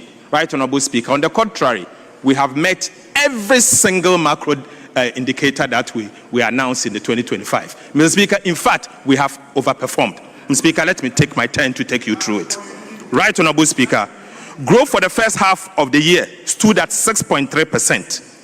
6.3%. Comfortably above the revised target of 4%. Mr. Speaker, this simply means we actually programmed for 4% and we are doing 6.3%. Mr. Speaker, we have overperformed. Second quarter, Mr. Speaker, inflation fell from 23.8% in 2024 to 8% by October 2025. Mr. Speaker, our target was actually 11%. We have overperformed. We have not missed the target. Mr. Speaker, growth, let me say it again. Mr. Speaker, we programmed to grow by 4%. As at first half of the year, second quarter, we have grown 6.3%. Mr. Speaker, I urge my colleagues to listen to the government statistician when he's speaking. Right, Honorable Speaker, the primary balance swung from a deficit of 3% of GDP in 2024 to a surplus of 1.6%. 1.6% in September 2025. Mr. Speaker, that is not underperformance, it is indeed overperformance. In fact, we programmed to do 1.5% of GDP. We have actually exceeded that. Mr. Speaker, the public debt, as at October 2025, decreased from 61.8% of GDP to 45% of GDP. Mr. Speaker, 45% of GDP. Right, Honorable Speaker, gross reserves strengthened from 4 months of import cover to 4.8 months of import cover.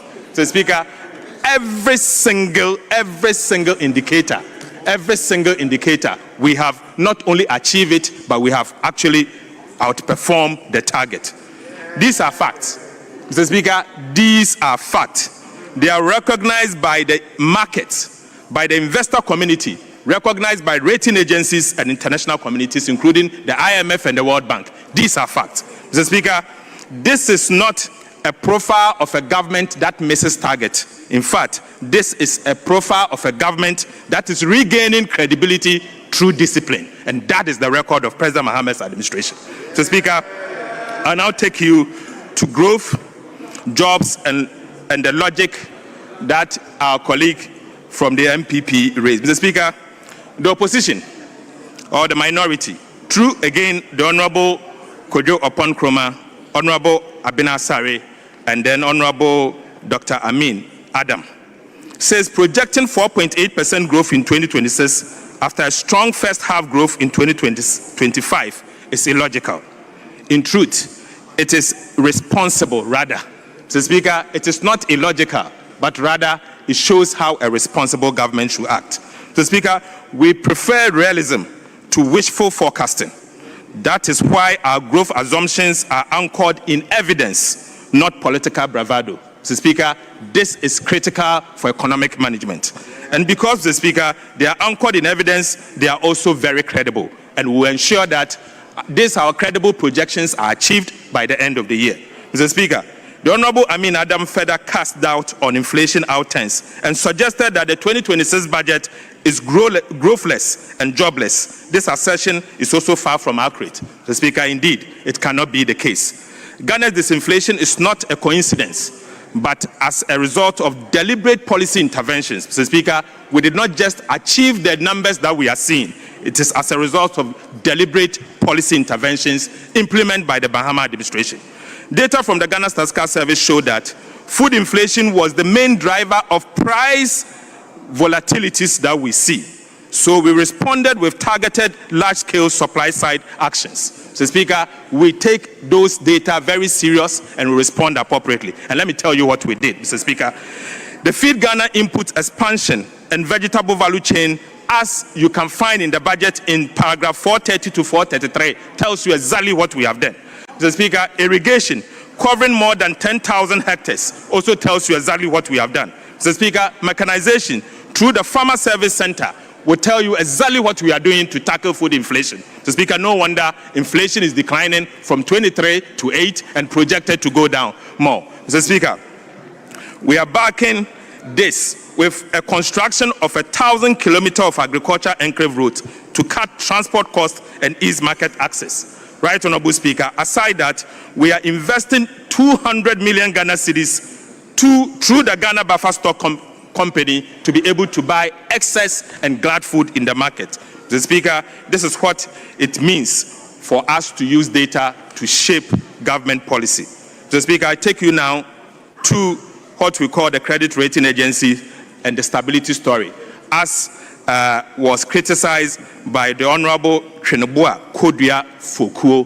Mr. Speaker, the Honorable colleague, the Honorable Tweneboa Kodua Fokuo, have argued that Ghana's credit rating upgrade was as a result of high commodity prices. Mr. Speaker, let me put on record that cocoa and gold prices did not suddenly jump in 2025. They were high in the year 2023 as well. Mr. Speaker, yet in 2023, under the previous administration, the cedi collapsed when commodity prices were high.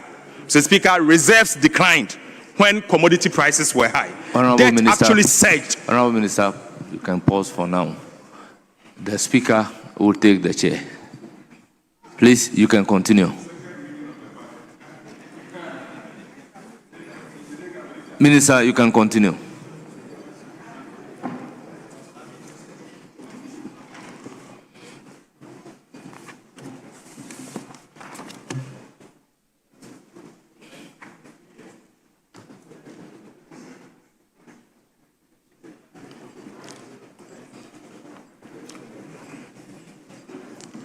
Thank you, Mr. Speaker. Mr. Speaker, in 2023, under the previous administration, the cedi collapsed when in fact commodity prices had recorded all-time high. Mr. Speaker, reserves declined when cocoa prices surged and gold prices went up. Debt actually surged. Inflation actually worsened. Mr. Speaker, at that time, Ukraine-Russia war had not intensified, yet your cedi fell. Today, there is Ukraine and there is Russia conflict ongoing. In fact, it has intensified, but yet the currency has stabilized. Mr. Speaker, the difference is not commodity price. The difference can certainly not be commodity price, but rather competent management and quality management. That is what you see. Right, Honorable Speaker? In the words of Standards & Poor, and I quote, Standards & Poor statement credited Ghana's upgrade to improved fiscal discipline, stronger buffers, and credible consolidation path. And that is the words of Standards & Poor. Mr. Speaker, they did not just attribute it to commodity price. And so the honorable member cannot be right. These are policy outcomes. They are as a result of choices made by His Excellency President Mahama, deliberate choices made by President Mahama. Mr. Speaker, on our fiscal path and homegrown, it's important for me to, Mr. Speaker, make this point. And right, Honorable Speaker, let me be blunt. Stability did not return because of the IMF program alone. As a core member of the opposition claimed, Mr. Speaker, stability returned because this government chose a fundamental different path, an expenditure-led consolidation instead of revenue-led consolidation that protected citizens from further tax fatigue. Mr. Speaker, that is exactly what President Mahama decided to do.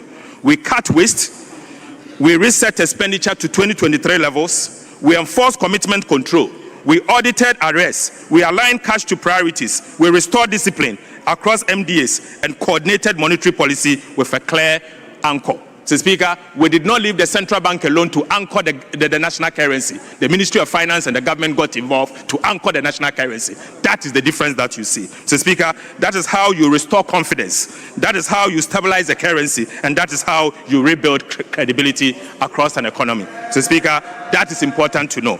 Right, Honorable Speaker, on the security center, at the security sector, our colleague, the Honorable Intim Fojo, made some wild claims that our security investment amount to luxury spending. Mr. Speaker, this cannot be accurate. There is the need for us to retool the security, and it's important as a country that we have to come together to retool the security. So, Speaker, this administration inherited a security sector that had been starved of modern equipment. We are correcting it. The aircraft referenced in the budget are not luxury aircraft. Mr. Speaker, I want to use this opportunity to assure this House that the aircraft, the helicopters and the aircraft that will be purchased by the Ghana Armed Forces will certainly not have a bathroom. There will be no bathroom in that aircraft. Mr. Speaker, it is not a luxury aircraft that will have a bathroom, and it's important I make that point. They are strategic mobility assets for troop deployment, for emergency response, border security, and peacekeeping. it will certainly not be a luxury aircraft that will have a bathroom. It will be for the use of the Ghana Armed Forces.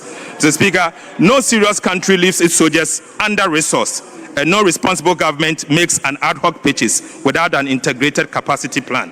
Mr. Speaker, our approach is strategic, sequenced, and fiscally responsible. Mr. Speaker, in fact, the $96 million that has been spent on the National Cathedral, of which we see only a borehole, that amount can actually buy more than the 4 helicopters that we are buying for the Ghana Armed Forces. Mr. Speaker, that amount can be used to buy more than the 4 helicopters for the national for the Ghana Armed Forces. Mr. Speaker, let me put on record that the Ghana Armed Forces are not engaging any middleman. They are working directly, country to country, to acquire this aircraft for the people of Ghana and for the Ghana Armed Forces. Mr. Speaker, on the issue of the Accra-Kumasi Expressway, let me take my time, Mr. Speaker, to correct some impressions. Mr. Speaker, the Honorable Asenso Boache suggested that the proposed Accra-Kumasi Expressway is wasteful. And that we in the opposition opposed the dualization. Mr. Speaker, that cannot be the case.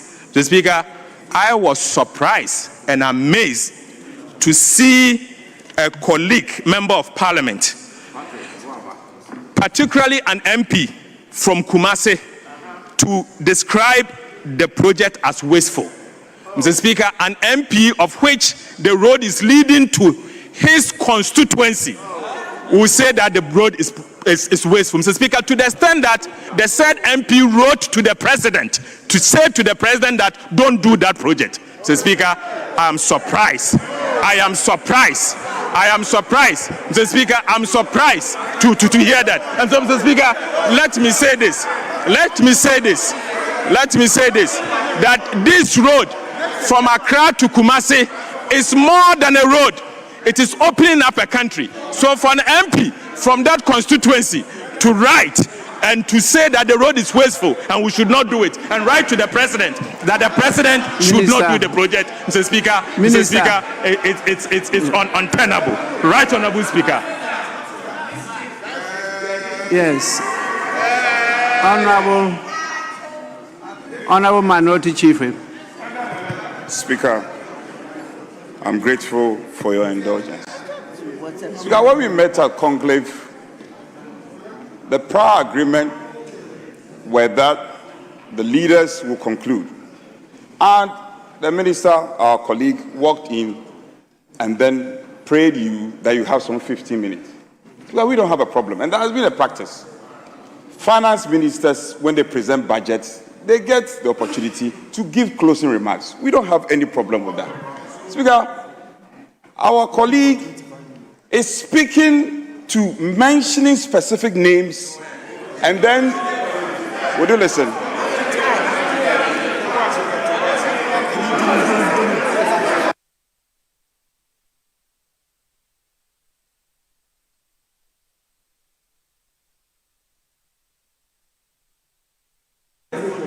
Speaker, if anybody on the majority side wishes to speak, get up and catch the other speaker. Speaker, it cannot be. The minister, we don't have a problem if he's giving closing remarks. He had begged for 15 minutes. Now he's mentioning specific members and attacking them. Now, Speaker, if it is the case, these colleagues are not in the chamber. And largely,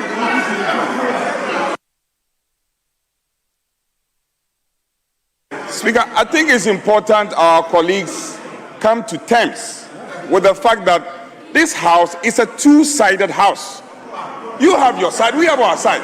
Now when I'm speaking, you don't want me, you are interrupting me. Why? Get up and catch the other speaker. You cannot interrupt me. If you want to speak, catch the other speaker. That is how decent discussions are.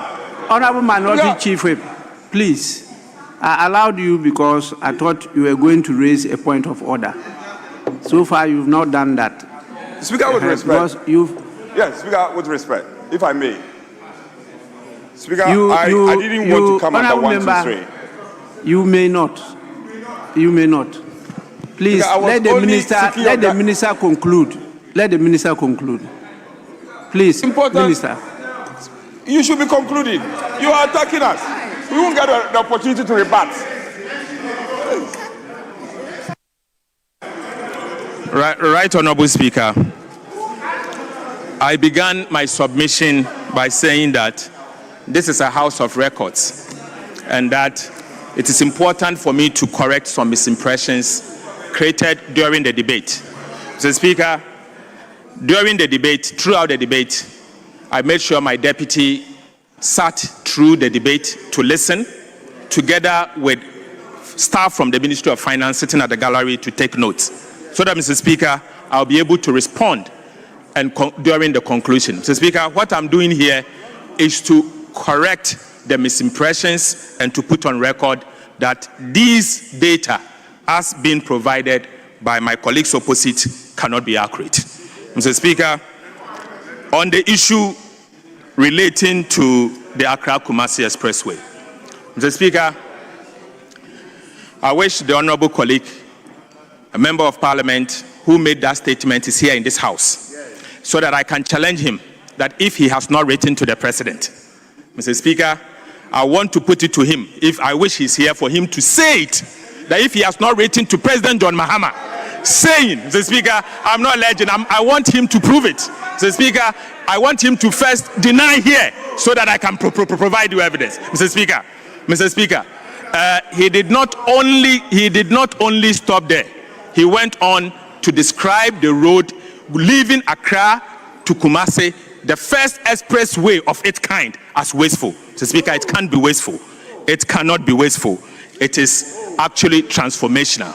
It is what will open this country up. Mr. Speaker, the Chinese says that if you want to get rich, build roads first. We will get rich and we'll build the roads that will connect this country properly. Right, Honorable Speaker, let me use this opportunity to also correct some misimpressions around the value for money office. Mr. Speaker, the Honorable Lawrence Ajinsem misunderstands the purpose of the value for money office, and such, during his presentation, he made certain assertions. Mr. Speaker, he is of the view that PPA can perform that function. But, Mr. Speaker, let me take my time to explain what this value for money office seeks to do. The PPA actually ensures compliance with procurement processes. It does not, it was never designed to undertake rigorous technical engineering and financial audits of billions of Ghana cedis of infrastructure projects. That is not the mandate of PPA.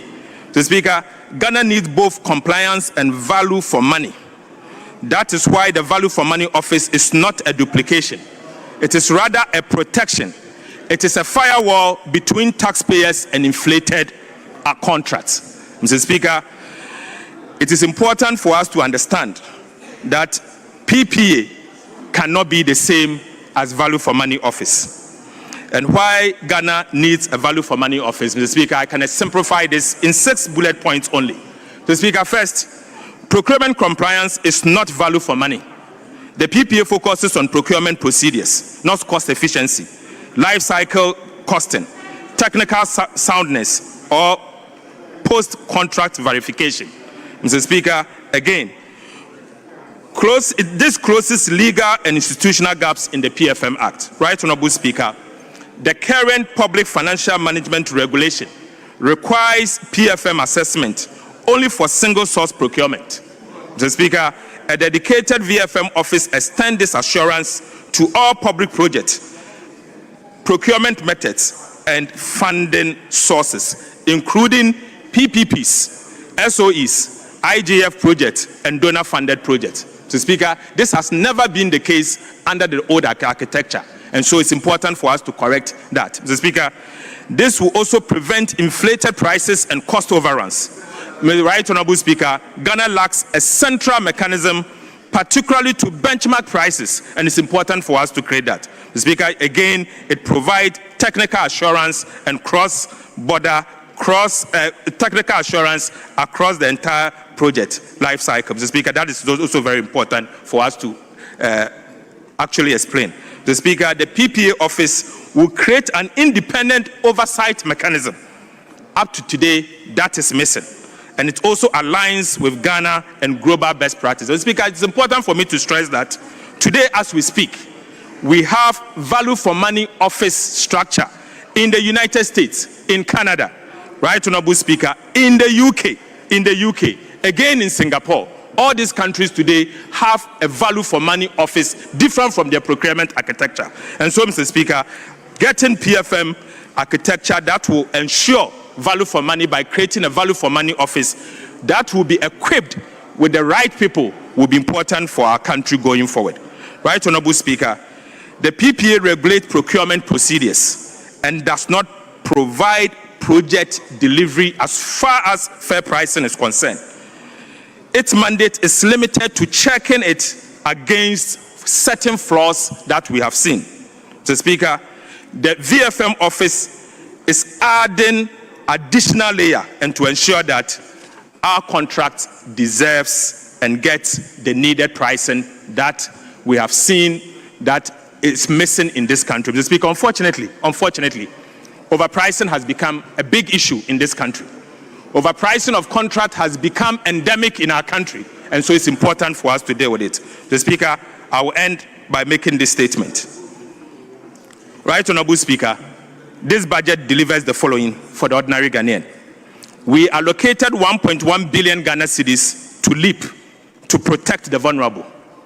Aside that, we allocated 401 million Ghana cedis for the Women's Development Bank.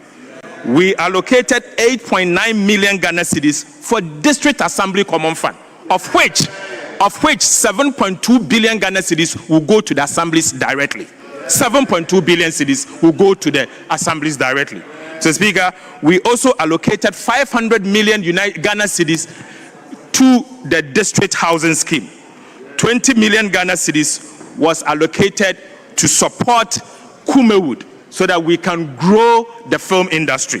Mr. Speaker, 2.3 million Ghana cedis was allocated to the Mahama case. 3 billion was allocated for textbooks, and 30 billion was allocated for the big push. Mr. Speaker, let me conclude by saying this. My colleague, the Honorable Afenyo-Markin, made this statement.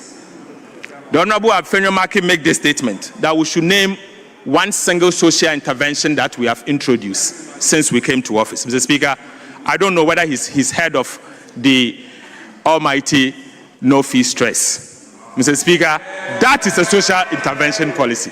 Mr. Speaker, if you introduce free SHS and fail to find a sustainable sources of funding to the extent that the policy was collapsing when you were leaving office, and somebody comes in and creates a sustainable source of funding, who should have the credit? Mr. Speaker, President Mahama has created sustainable source of funding for free SHS. Aside, Mr. Speaker, we have created the Mahama Cares, the Ghana Medical Trust Fund.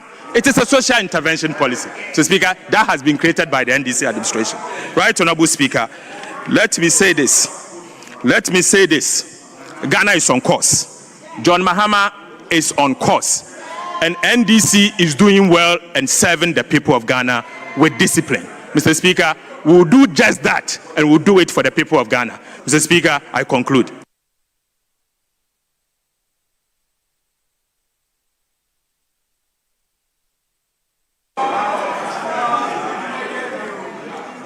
Honorable Deputy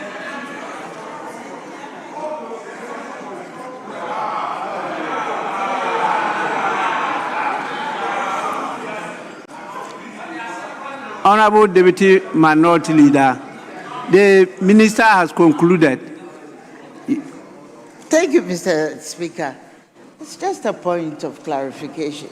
I heard the Minister for Finance indicating that Honorable Asenso was talking about the abandonment of the project which they proposed. But that is a clear misrepresentation. He was talking, yes, that is the truth. We were all here, and then we know of the letter. So I think it's mischievous, and we need to have clarity on this issue. We have it on record. That he was saying that there's an existing project which is almost completed. So he should complete it. That was the suggestion. So, Mr. Speaker, for point of clarification, I think we should all be fair to each other. And the letter didn't even say that. Thank you very much. Well, Minister, I wanted to say something. Because you are reopening the debate. I have the letter. And I don't want it, but once you said it, yes, the minister has the right to reply. Mr. Speaker, I have a copy of the letter with me. And so, Mr. Speaker, I want to send the letter to you. But, Mr. Speaker, I can read the details to you. Mr. Speaker, he said, His Excellency John Dramani Mahama, President of the Republic of Ghana. Mr. Speaker, first, it is on the letterhead of the Office of the Member of Parliament, Bantama Constituency, dated 4th August 2025. Dated 4th August 2025. He said, Dear Mr. President, appeal for reconsideration of the new Accra-Kumasi Expressway proposal. Mr. Speaker, appeal for reconsideration of the new Accra-Kumasi Expressway proposal. Mr. Speaker, I have the honor to convey my concern on the recent proposal by your administration to construct a completely new 6-lane expressway between Accra and Kumasi. Mr. Speaker, as someone who has served, he said that as someone who has served both as Minister of Roads and Highways and a Member of Parliament representing a constituency directly linked to the Accra-Kumasi corridor, I fully appreciate the strategic importance of this route to our national economy. But it remains the most critical arterial road in this country, Ghana, linking our two largest cities and serving as a vital economic lifeline. But however, Your Excellency, since John Ejekum Kufuor administration, significant progress has been made in dualizing the corridor. Over 100 kilometers of the 240 kilometers stretch has been completed, with an additional 46 kilometers currently under active construction, including strategic bypasses at Enyinem, Osino, Enyinase, and Konongo, as per the country's own records. Mr. Speaker, it went on to say that the fiscal progress on this bypass ranges from 58% to 100%, with only 94 kilometers left to be dualized. The recent announcement to initiate a completely new expressway project, whilst these projects are underway, raises genuine concern, and I am particularly struck by the road minister's own admission that the ministry is in the process of hiring a consultant to undertake the feasibility study for the new project. This suggests that there is no final design, no cost estimate, no secured funding for the proposed expressway. Yet, Your Excellency stated publicly that construction will begin next year and be completed before your term ends. A timeline less than 3 years. With my expertise and experience, I can say without any fear of contradiction that this timeline is not feasible.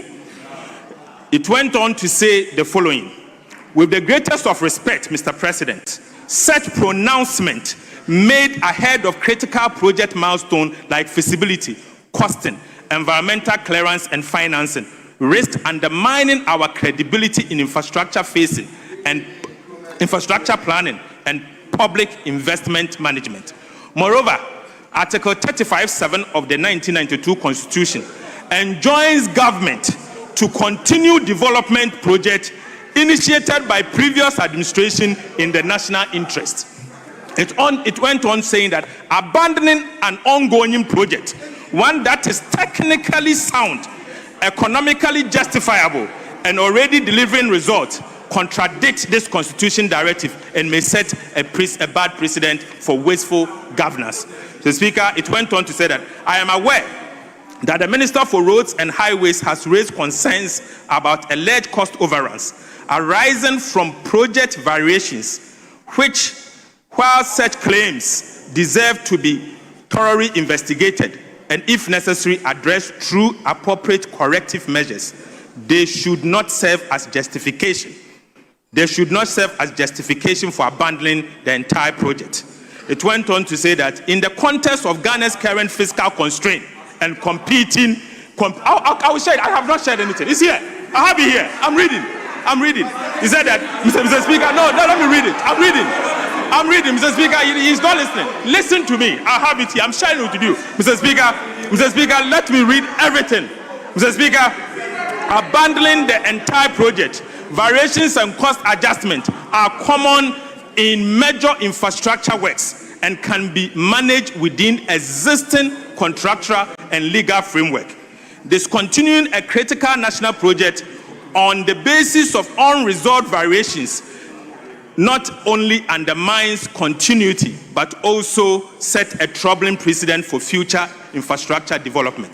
Mr. Speaker, in the context of the Ghana's current fiscal constraint and competing infrastructure needs nationwide, I respectfully submit that it would be far more prudent to complete the existing dualization project than to commence a new, significant, more expensive one. Mr. Speaker, the resources, he went on to say that the resources needed for a fresh expressway could instead be channeled into completing the ongoing Accra-Kumasi dual carriageway and address other critical roads such as the Eastern Corridor, Coastal N1 Corridor, and Kumasi-Tamale Highway. He went on to say that, Your Excellency, my concern is born out of it's not born out of partisanship, but in the interest of continuity, prudence, and national development. I respectfully urge you to review the current course and provide leadership that consolidate, not disrupt, the modest gains we have made as a country. Please accept, Your Excellency, the assurance of my highest consideration. Mr. Speaker, clearly, Mr. Speaker, this is what he said. He said that the project should not be continued. This is what he said. So everybody knows what is this. Mr. Speaker, we all know what he said.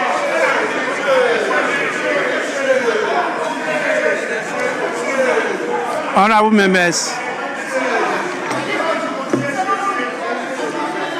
Honorable members.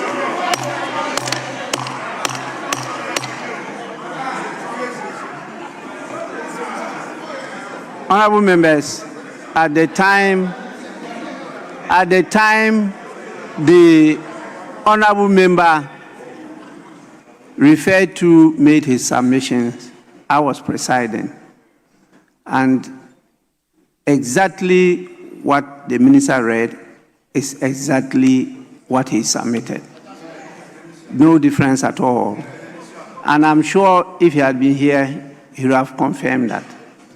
It's only you are looking at two different sides of the same coin. It's half empty, it's half full. That's all what is happening. If not, it's the same thing that he submitted here. Honorable members, we have now come to a successful end and conclusion of the commentary on the statement by the Honorable Minister for Finance on the budget and economic policy of government for the year ending 31st December 2026. We have other statements, but I'll be guided by leadership as to whether we will take the statements now or we call it a day. Now, yes, please.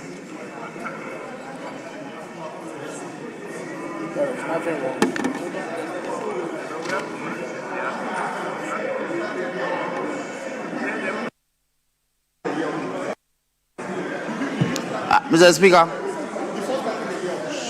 Speaker, we had agreed that after the leaders have concluded the comments on the budget statement presented by the finance minister, and having listened to his concluding remarks. We'll call it a day. Tomorrow, we have quite a busy day. We want to remind members that the state funeral for the former First Lady will be taking place early in the morning from about 7 a.m. So we want to close today so that we can come back early tomorrow to participate in that. And then we can return to business at midday. Mr. Speaker, I humbly submit. The venue is at the Black Star Square. That's the funeral. So we want to urge members that we all meet here, and then the bus will convey members to the Black Star Square early in the morning. 7 a.m. Between 7 and 7:30, we need to be there. That's why we are closing early today. Mr. Speaker, I humbly submit. Yes, please.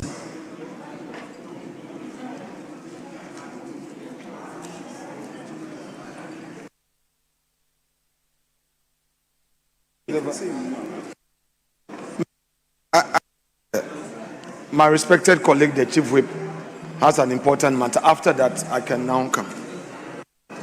Speaker, the call by the Chief Whip for us to draw the curtains doesn't find favor with us. And the reasons are not far-fetched. Now, listen to me carefully.